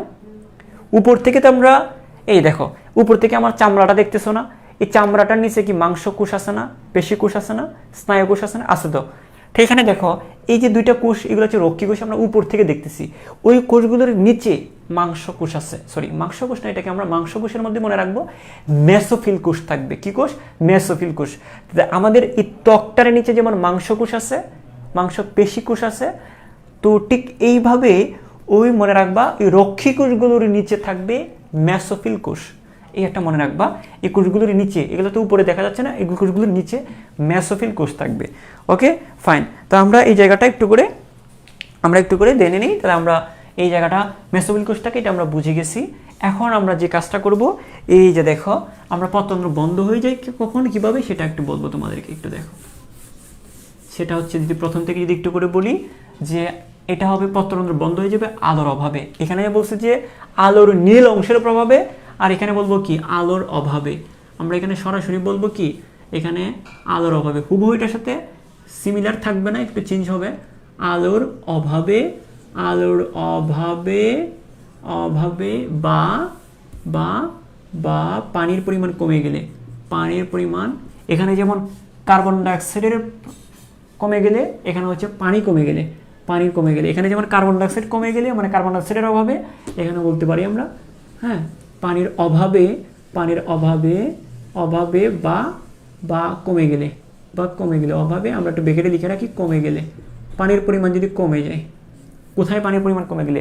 ওই রক্ষী কোষের মধ্যে যদি পানির পরিমাণটা কমে যায়। তোমাদের বইয়ে যেভাবে তোমাদের জিনিসগুলোকে বলে দিছে সেটাই বলা হচ্ছে যে আলোর অভাবে বা পানির অভাবে, আলোর অভাবে বা কি হ্যাঁ পানির অভাবে মেসোফিল কোষে, আলোর অভাবে পানির অভাবে, অভাবে মেসোফিল কোষে, মেসোফিল কোষে কি হয়? মেসোফিল কোষে, মেসোফিল কোষ, মেসোফিল মানে কি রক্ষী কোষগুলোর নিচের কোষগুলো। মেসোফিল কোষে অ্যাবসিসিক অ্যাসিড বেড়ে যায়, মেসোফিল কোষে অ্যাবসিসিক অ্যাসিড বেড়ে যায়, অ্যাবসিসিক অ্যাসিড বেড়ে যায়, অ্যাবসিসিক অ্যাসিড বেড়ে যায়, অ্যাবসিসিক অ্যাসিড, অ্যাবসিসিক অ্যাসিড বেড়ে যায়, অ্যাসিড বেড়ে যায়, ঠিক আছে বেড়ে যায়। অ্যাবসিসিক অ্যাসিড মানে এক ধরনের অ্যাসিড, পাতার মধ্যে এক ধরনের অ্যাসিড থাকে অ্যাবসিসিক অ্যাসিড, রক্ষী কোষের এক ধরনের অ্যাসিড। তো মেসোফিল কোষে, সরি মেসোফিল কোষের এক ধরনের অ্যাসিড, মেসোফিল কোষে অ্যাবসিসিক অ্যাসিড বেড়ে যায়। আর অ্যাবসিসিক অ্যাসিড বেড়ে গেলে বলা হচ্ছে, অ্যাবসিসিক অ্যাসিড বেড়ে গেলে বলা হচ্ছে যে পটাশিয়াম আয়নের পরিমাণটা কমে যায়, পটাশিয়ামটা কমে যায়। পটাশিয়ামটা কী হয়ে যায়? কমে যায়। আর পটাশিয়ামটা কমে গেলে যেটা হবে, পটাশিয়াম কমে গেলে কী হবে? বহিঃ অভিস্রবণ হবে, কোষগুলো বাইরে মানে পানিটা বাইরে বের হয়ে যাবে। তাহলে দেখো পটাশিয়াম যদি কমে যায়, ভালো করে খেয়াল করো, এখানে যদি পটাশিয়ামটা কমে যায়, এখানে যদি কি হয়, এখানে যদি পটাশিয়ামটা কমে যায়, পটাশিয়ামটা কমে গেলে পানিটা বাইরে বের হয়ে যাচ্ছে না, পটাশিয়াম কমে গেলে, পটাশিয়ামের পরিমাণ কমে গেলে হ্যাঁ আর পানিটা ধারণ করার কেউ থাকবে না, পানিটাকে বাইরে ঠেলে দিবে, পানি বাইরে বের হয়ে যাবে। পটাশিয়াম বেশি বেশি থাকলে বেশি বেশি পানি টেনে নিত, কিন্তু পটাশিয়াম কমে গেলে পানিটা বাইরে বের হয়ে যাবে। তো এটাকে আমরা বলবো, পানি বের হয়ে গেলে আমরা এটাকে বলবো বহিঃ অভিস্রবণ। এটাকে আমরা কি বলবো? বহিঃ অভিস্রবণ। এটা হচ্ছে কি আমরা বহিঃ অভিস্রবণ বলবো, বহিঃ অভিস্রবণ। আর বহিঃ অভিস্রবণ যদি হয় হ্যাঁ তাহলে রক্ষী কোষের স্ফীতি কমে যাবে, রক্ষী কোষের স্ফীতি, রক্ষী কোষগুলো পানিটা যদি বের হয়ে যায়, বহিঃ অভিস্রবণ মানে বের হয়ে যাওয়া, তখন কি হ্যাঁ রক্ষী কোষের স্ফীতি কমে যাবে। তা আমরা বলতে পারি যে রক্ষী কোষের স্ফীতি কমে যায়, রক্ষী কোষের স্ফীতি কমে যায়। ঠিক আছে, আশা করি তোমরা এটা বুঝতে পেরেছ, রক্ষী কোষের স্ফীতিটা কমে যায়। ওকে ওকে ফাইন, রক্ষী কোষের স্ফীতি কমে যায়, রক্ষী কোষের স্ফীতি কমে যায়। ঠিক আছে, আশা করি এটা বুঝতে পেরেছো তোমরা। এখন দেখো রক্ষী কোষের স্ফীতি কমে যায়, এটা পারবা নিশ্চয়ই। আর রক্ষী কোষের স্ফীতি কমে গেলে কি হবে? আমি অন্য একটা জিনিস চিন্তা করতেছিলাম, এই যে রক্ষী কোষের স্ফীতি বাড়ে আর এখানে কমে, আর রক্ষী কোষের স্ফীতি কমে গেলে পত্রতন্ত্র বন্ধ হয়ে যাবে, বন্ধ হয়ে যায়। তো তুমি যদি এভাবে পাশাপাশি করে যদি পড়ো তাহলে তুমি কিন্তু জিনিসগুলো মনে রাখতে পারবা। মানে এখানে বলছি যে আলোর নীল অংশের প্রভাবে বা কার্বন ডাইঅক্সাইডের অভাবে পটাশিয়াম বেড়ে যায়, এবং তাহলে পটাশিয়াম যদি বেড়ে যায় তাহলে কি পটাশিয়াম পানি টেনে নিবে, তাহলে অন্ত্র অভিস্রবণ হবে, তাহলে রক্ষী কোষের স্ফীতিটা বাড়বে, পত্রতন্ত্র খুলে যাবে। আর এখানে যেটা হবে, পটাশিয়ামটা কখন কমবে মনে রাখবা, আলোর অভাবে বা পানির অভাবে মেসোফিল কোষে অ্যাবসিসিক অ্যাসিড বেড়ে যায়, মেসোফিল কোষে অ্যাবসিসিক অ্যাসিড বেড়ে যায়। আর অ্যাবসিসিক অ্যাসিড বেড়ে গেলে মনে রাখবা পটাশিয়াম আয়নটা কমে যায়। আর পটাশিয়াম আয়ন কমে গেলে রক্ষী কোষের স্ফীতিটা কমে যায়, রক্ষী কোষের স্ফীতি কমে গেলে পত্ররন্ধ্রটা বন্ধ হয়ে যায়। তো দেখো এই পর্যন্ত সবার ক্লিয়ার কিনা, তাহলে আমি সামনের দিকে আগাবো।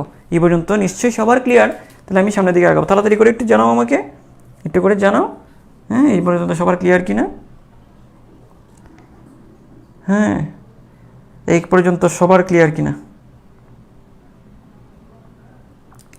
ওকে ওকে, ভেরি গুড।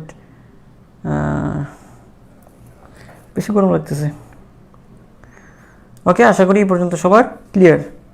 আচ্ছা, এখন আমরা যে কাজটা করব, মানে কি সিম্পল, মানে এই জিনিসগুলো বর্ণনা আকারে দেয়া আছে তো আমাদের মাথায় ক্যাচ করে না। তো আমি যখন দুইটা পাশাপাশি পড়বো তখন আমাদের আশা করি জিনিসগুলো মনে থাকবে। আচ্ছা আচ্ছা, ভেরি গুড ভেরি গুড।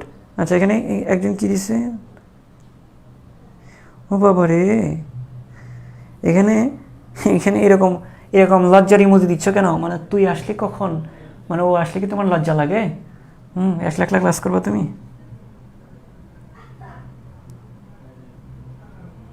হ্যাঁ, এখানে লজিকটা হচ্ছে জাস্ট, মানে এইখান থেকে এইটার লজিকটা তোমার বোঝার এখানে দরকার নাই। মানে ওই জিনিসটা হচ্ছে কারণটা বলতে পারো যে পটাশিয়াম আয়নটা বেড়ে যাচ্ছে কেন, আলোর নীল অংশের প্রভাবে বা কার্বন ডাইঅক্সাইডের অভাবে। তুমি এটা জিনিসটা মুখস্থ করতে হবে। কেননা কারণ এই বিজ্ঞানীরা এটা পরীক্ষা করে পাইছে। এটা তুমি লজিক দিয়ে জিনিসটা বলতে পারবা না। এটা বিজ্ঞানীরা পরীক্ষা করে পাইছে। সেটা কি পাইছে? যে আলোর নীল অংশ যদি দেওয়া হয়, আলোর নীল অংশটা দেওয়া হয় বা কার্বন ডাইঅক্সাইড যদি অভাবটা হয়, তাহলে এই কাহিনীটা হয় যে পটাশিয়ামটা বেড়ে যাচ্ছে। জাস্ট এইখান থেকে তুমি এই জিনিসটা মনে রাখলেই বাকিটা তুমি পারবা।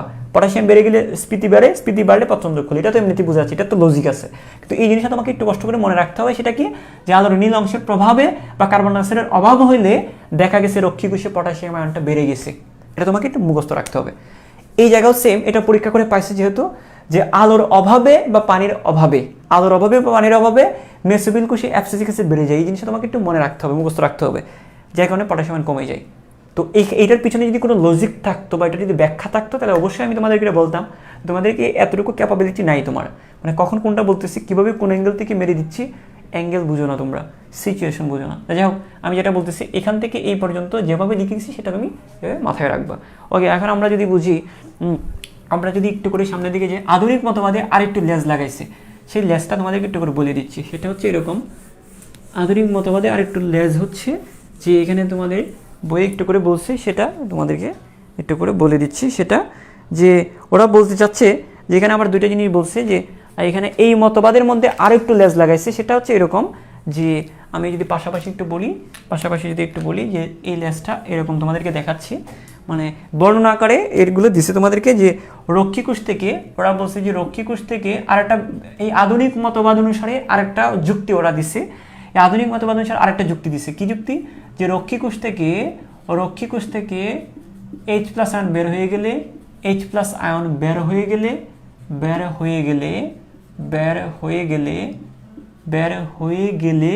H+ আয়ন যদি বের হয়ে যায়, ওরা বলছে যে পত্ররন্ধ্র খুলে যায়। জাস্ট একটা কথাই বলছে যে, হ্যাঁ, এই একটা কথাই জাস্ট এখানে বলছে যে রক্ষী কোষ থেকে হাইড্রোজেন আয়ন মানে H+ আয়ন বের হয়ে গেলেও দেখা যাচ্ছে পত্ররন্ধ্র খুলে যাচ্ছে, পত্ররন্ধ্র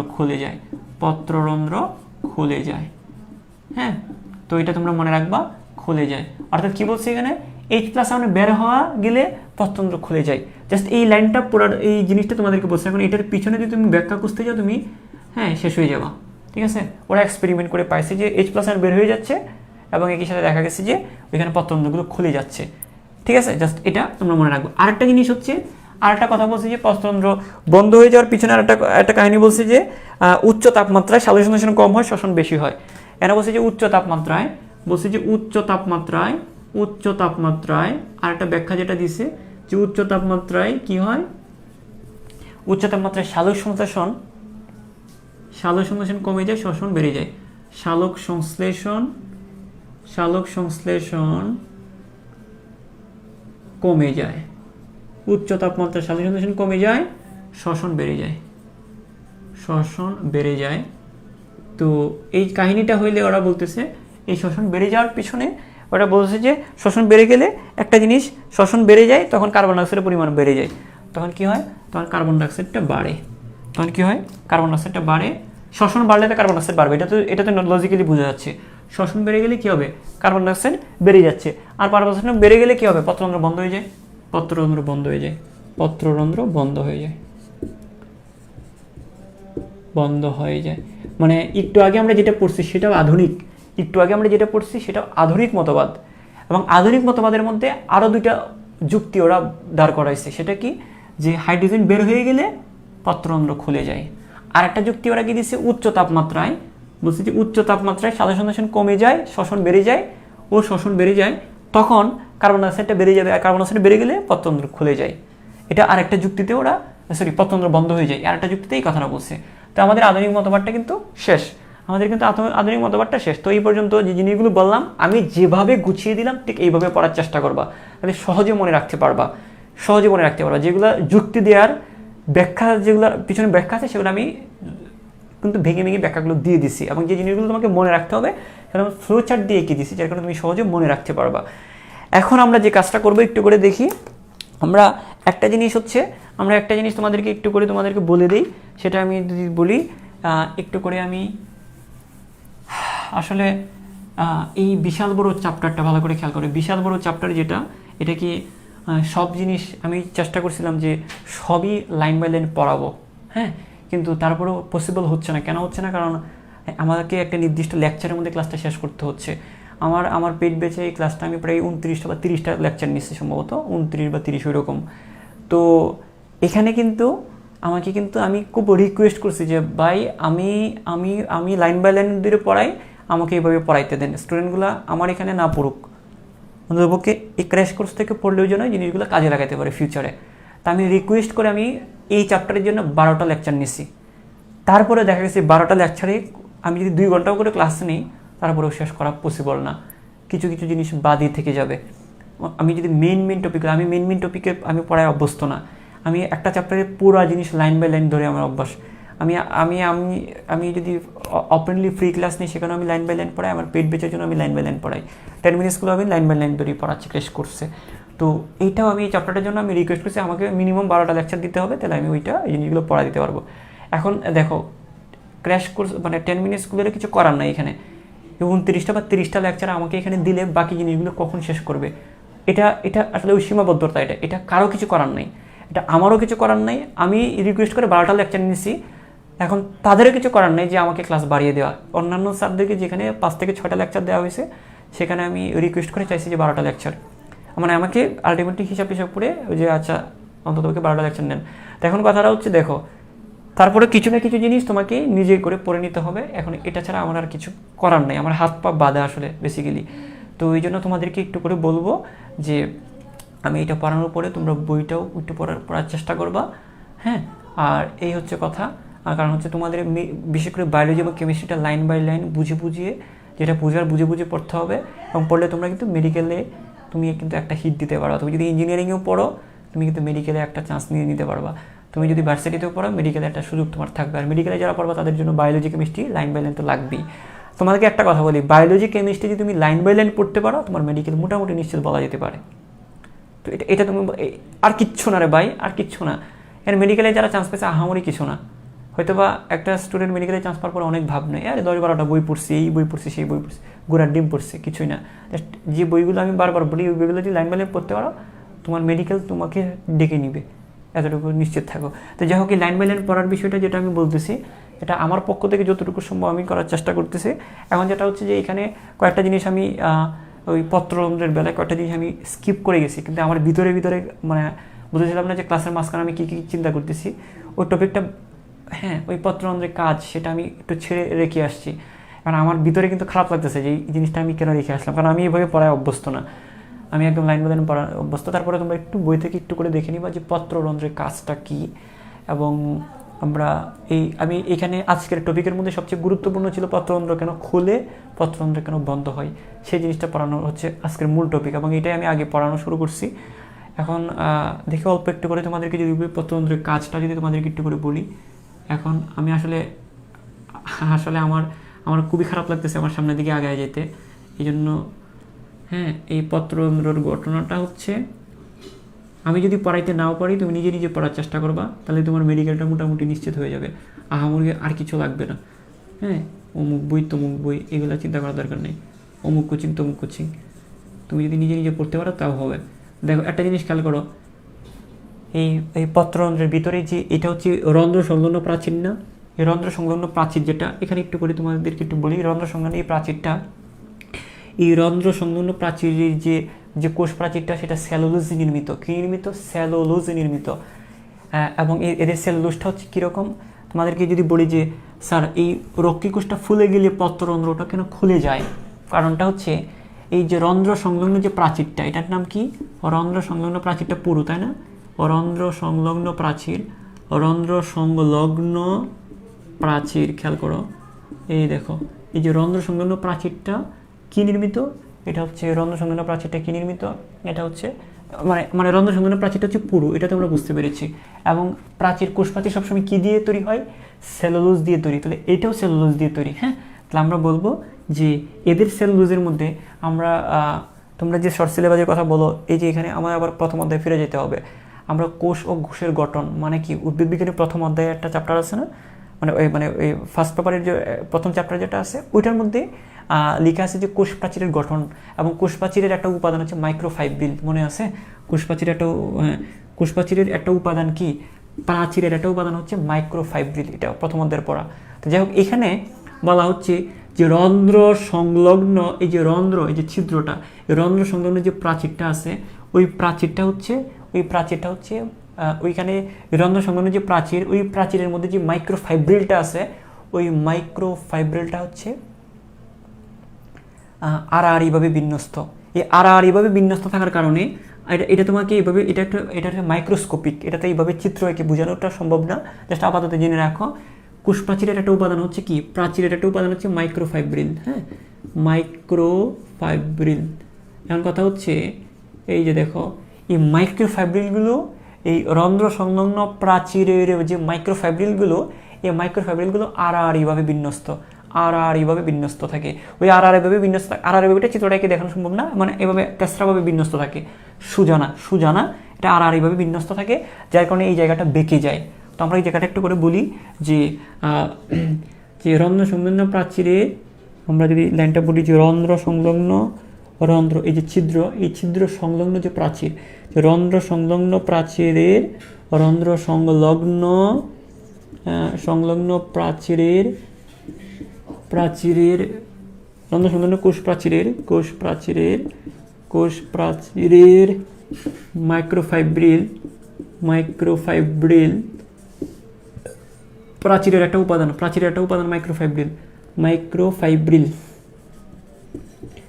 মাইক্রোফাইব্রিল আড়াআড়ি বিন্যস্ত থাকে। কি থাকে? আড়াআড়ি বিন্যস্ত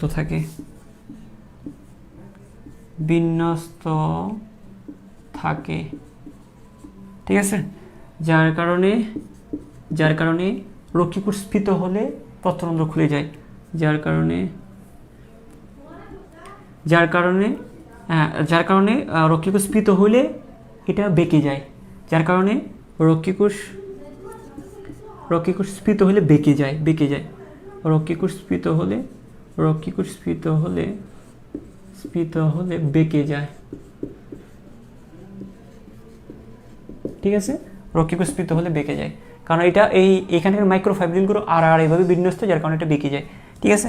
আর আমরা একটা জিনিস একটু আগে বলছি যে রক্ষীকোষগুলোর নিচে মেসোফিল কোষ থাকে। রক্ষীকোষগুলোর নিচে দেখো, এখানে তো শুধু আমাদের যেমন মাংস কোষ আছে ভিতরে, এদের আছে মেসোফিল কোষ। আর এই ছিদ্রটার নিচে একটু খেয়াল করো, এই ছিদ্রটার নিচে একটা থাকবে, একটা গহ্বর থাকবে, মানে এই যে এখানে ছিদ্রটা যেটা দেখতেছো না, এই ছিদ্রটার ভিতরের দিকে একটা ফাঁকা জায়গা থাকবে, মানে এই ছিদ্রটার নিচের দিকে একটা গর্ত থাকবে নিচে। এটাতে আমরা উপরের দিকে দেখতেছি, এটা উপরের দিকে না, একটু ভিতরের দিকে একটা গহ্বর থাকবে, একটা প্রকোষ্ঠ থাকবে। তো আমরা এই জায়গাটা বলি যে রক্ষীকোষগুলোর নিচে মেসোফিল কোষ থাকে। আচ্ছা, তোমরা কি সবকিছু দেখতে পাচ্ছ ঠিক মতো? হ্যাঁ, আচ্ছা, তা আমরা দেখি যে রক্ষীকোষগুলোর নিচে আমরা যদি বলি যে রক্ষীকোষ ও তার চারপাশে যে সহকারী কোষ থাকে, রক্ষীকোষ ও সহকারী কোষের নিচে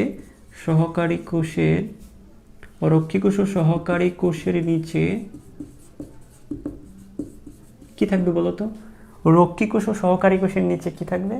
মেসোফিল কোষ থাকে, মেসোফিল কোষ থাকে। ঠিক আছে।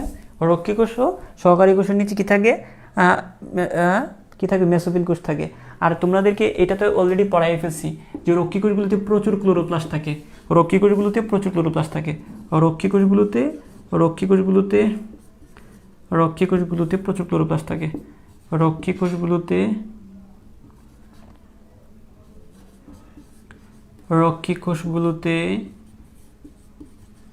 প্রচুর ক্লোরোপ্লাস্ট থাকে, ক্লোরোপ্লাস্ট থাকে, ঠিক আছে না? আচ্ছা, এটা তো তোমরা জানোই। তো এই জিনিসগুলো একটু করে জেনে নিবা। এবং কাজ, যেটা আমি একটু করে বলে নিই, কাজটা আমি এখানে আর আমি ভাবছিলাম যে ওই থিওরিগুলো বুঝাতে। আচ্ছা, সব কিছু ঠিকঠাক আছে?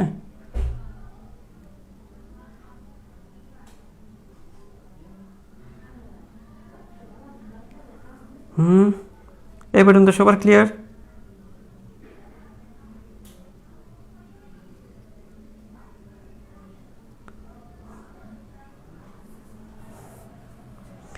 আচ্ছা আচ্ছা, এখানে একটু করে তোমাদেরকে যেটা বলি সেটা হচ্ছে যে রক্ষী কোষের কাজগুলো একটু বলি, কারণ এই মানে পত্ররন্ধ্রের কাজ কি, পত্ররন্ধ্রের কাজ কি একটু করে বলে দিই সংক্ষেপে। হ্যাঁ, পত্ররন্ধ্রের কাজ একটু করে বলে দিই, তোমরা প্রয়োজন একটু রিডিং দিবা বইটা। পত্ররন্ধ্রের কাজ হচ্ছে এই যে দেখো, এই পত্ররন্ধ্র দিয়ে গ্যাসীয় বিনিময় হয়, এদিক দিয়ে কার্বন ডাইঅক্সাইড বের হয় এবং অক্সিজেন ঢুকে, আবার অক্সিজেন বের হয়, কার্বন ডাইঅক্সাইড ঢুকে, এটাও হয়, দুইটাই হইতে পারে।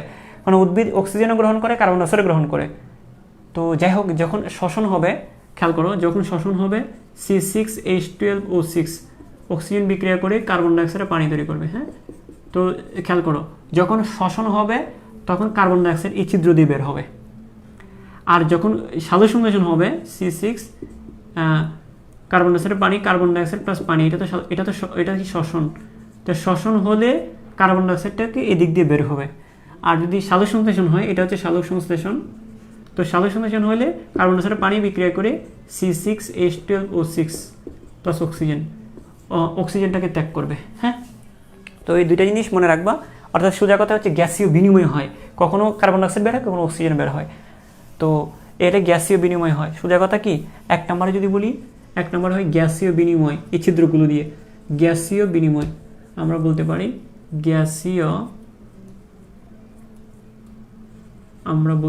যে গ্যাসীয় বিনিময় হবে। আর গ্যাসীয় বিনিময় মানে কি, অর্থাৎ সালোক সংশ্লেষণ ও শ্বসনে ভূমিকা রাখে। তা আমরা এটাকে একটু বড় করে যদি বলি যে শ্বসন ও সালোক সংশ্লেষণে ভূমিকা রাখে, শ্বসন ও সালোক সংশ্লেষণে ভূমিকা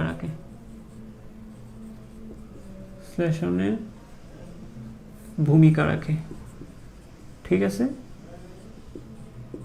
এখানে গ্যাস বলতে কি, কার্বন ডাইঅক্সাইড আর অক্সিজেন। তারপরে এটা হচ্ছে প্রধান কাজ, এটাই প্রধান কাজ। তারপরে হচ্ছে প্রস্বাদন মানে কি, উদ্ভিদের পাতা থেকে বাষ্পাকারে পানি বের হওয়া।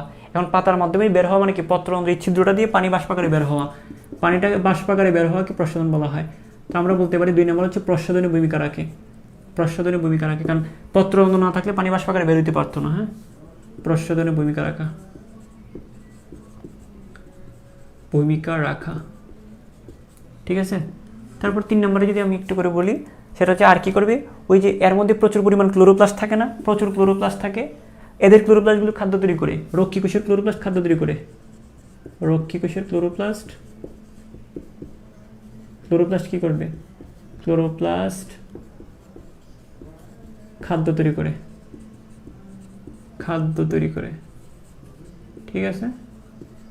পারবো এখন, মানে এই জিনিসগুলো।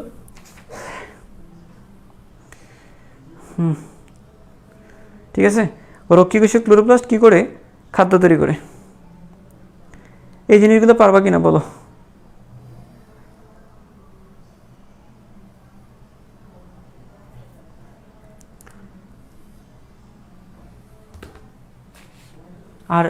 আর হচ্ছে এই জিনিসগুলো যদি পারো তাহলে আমি শেষ করে দিব, অল্প একটু করে শেষ করে দিব।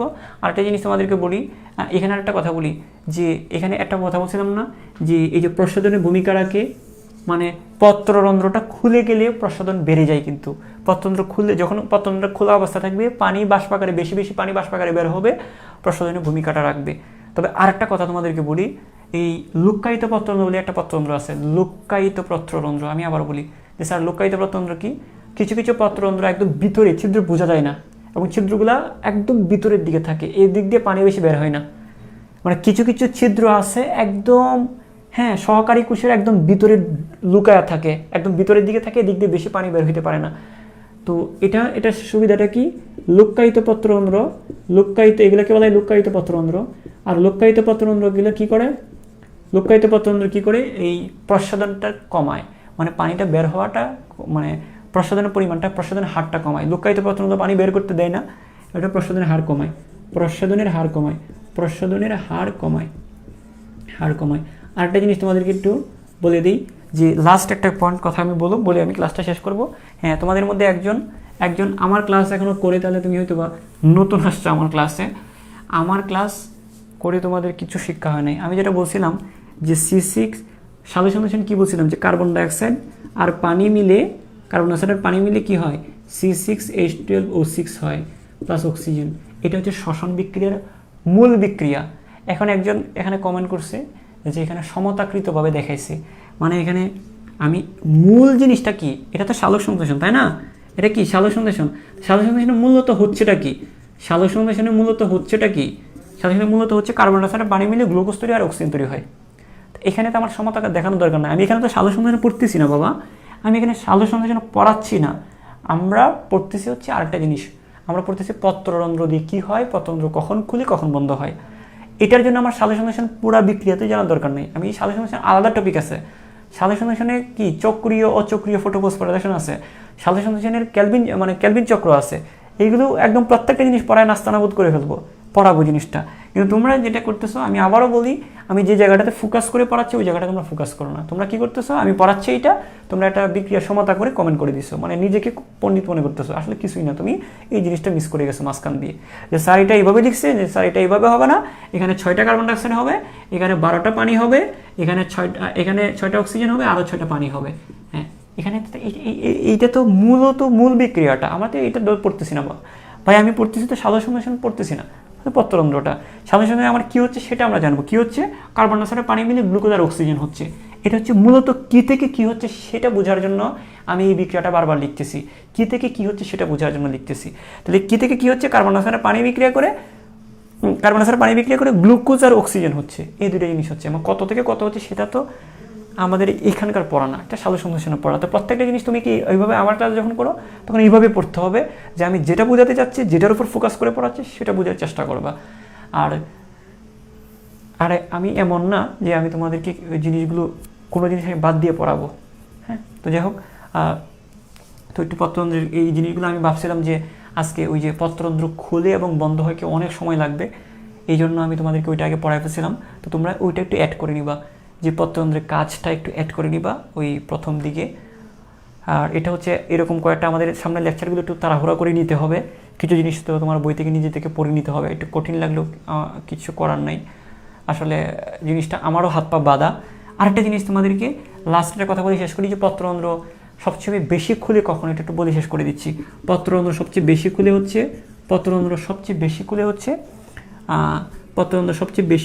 হচ্ছে কখন? পত্ররন্ধ্র সবচেয়ে বেশি খুলে হচ্ছে সকাল 10টা থেকে 11টা এবং বিকাল 2টা থেকে 3টা।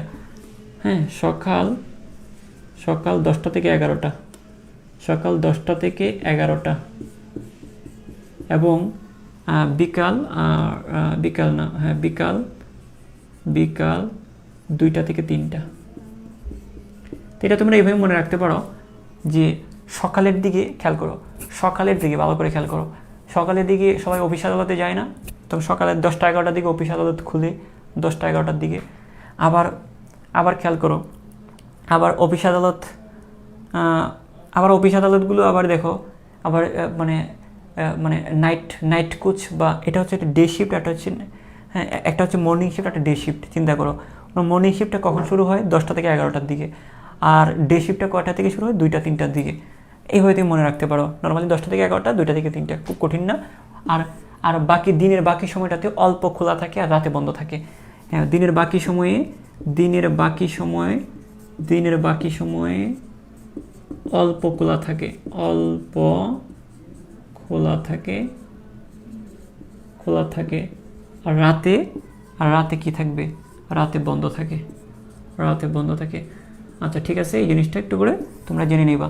আর হচ্ছে তোমাদের যদি আমি আবারও একটু বলছি, তোমরা যারা একদম, হ্যাঁ, তোমরা যারা একদম মেডিকেলের জন্য একদম কমিটেড, যেটা আমার মেডিকেলটা লাগবেই, সেই কারণে তোমাদেরকে বলছিলাম যে আমার একটা মেডিকেল ব্যাচ আগে শুরু হয়েছিল, প্রায় 1 মাসের মতো হয়েছে। এখানে গাছপরিং পড়াটা কমপ্লিট করছি এবং নতুন চ্যাপ্টার কয়েকটা ধরবো। এখন হচ্ছে যে ওই ব্যাচটাতে তোমরা এখানে আমি বলছিলাম যে 500 জনকে আমি ভর্তি করাবো। অলরেডি 500 জন এখানে যুক্ত হয়েছে। তোমরা যেটা করতে পারবা, তোমরা যদি চাও যে না আমরা যদি এটা করতে চাই, মানে মেডিকেলটা আসলে যাদের স্বপ্ন লাইন বাই লাইন পড়তে হবে নিশ্চয়ই, তো তোমরা এই সেকেন্ড একটা ব্যাচ শুরু হয়েছে আমার আজকে থেকেই, সেকেন্ড একটা ব্যাচ। সেখানেও কিন্তু একই রকম, মানে আগের ব্যাচ আর এখন ব্যাচের মধ্যে কোনো পার্থক্য নাই।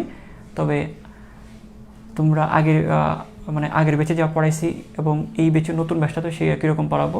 আগের ব্যাচটার নাম ছিল হোয়াইট আর্মি, এখন যে ব্যাচটা সেটা হচ্ছে হোয়াট কমান্ডো। তো তুমি চাইলে ওই ব্যাচটাতেও অ্যাড হইতে পারো।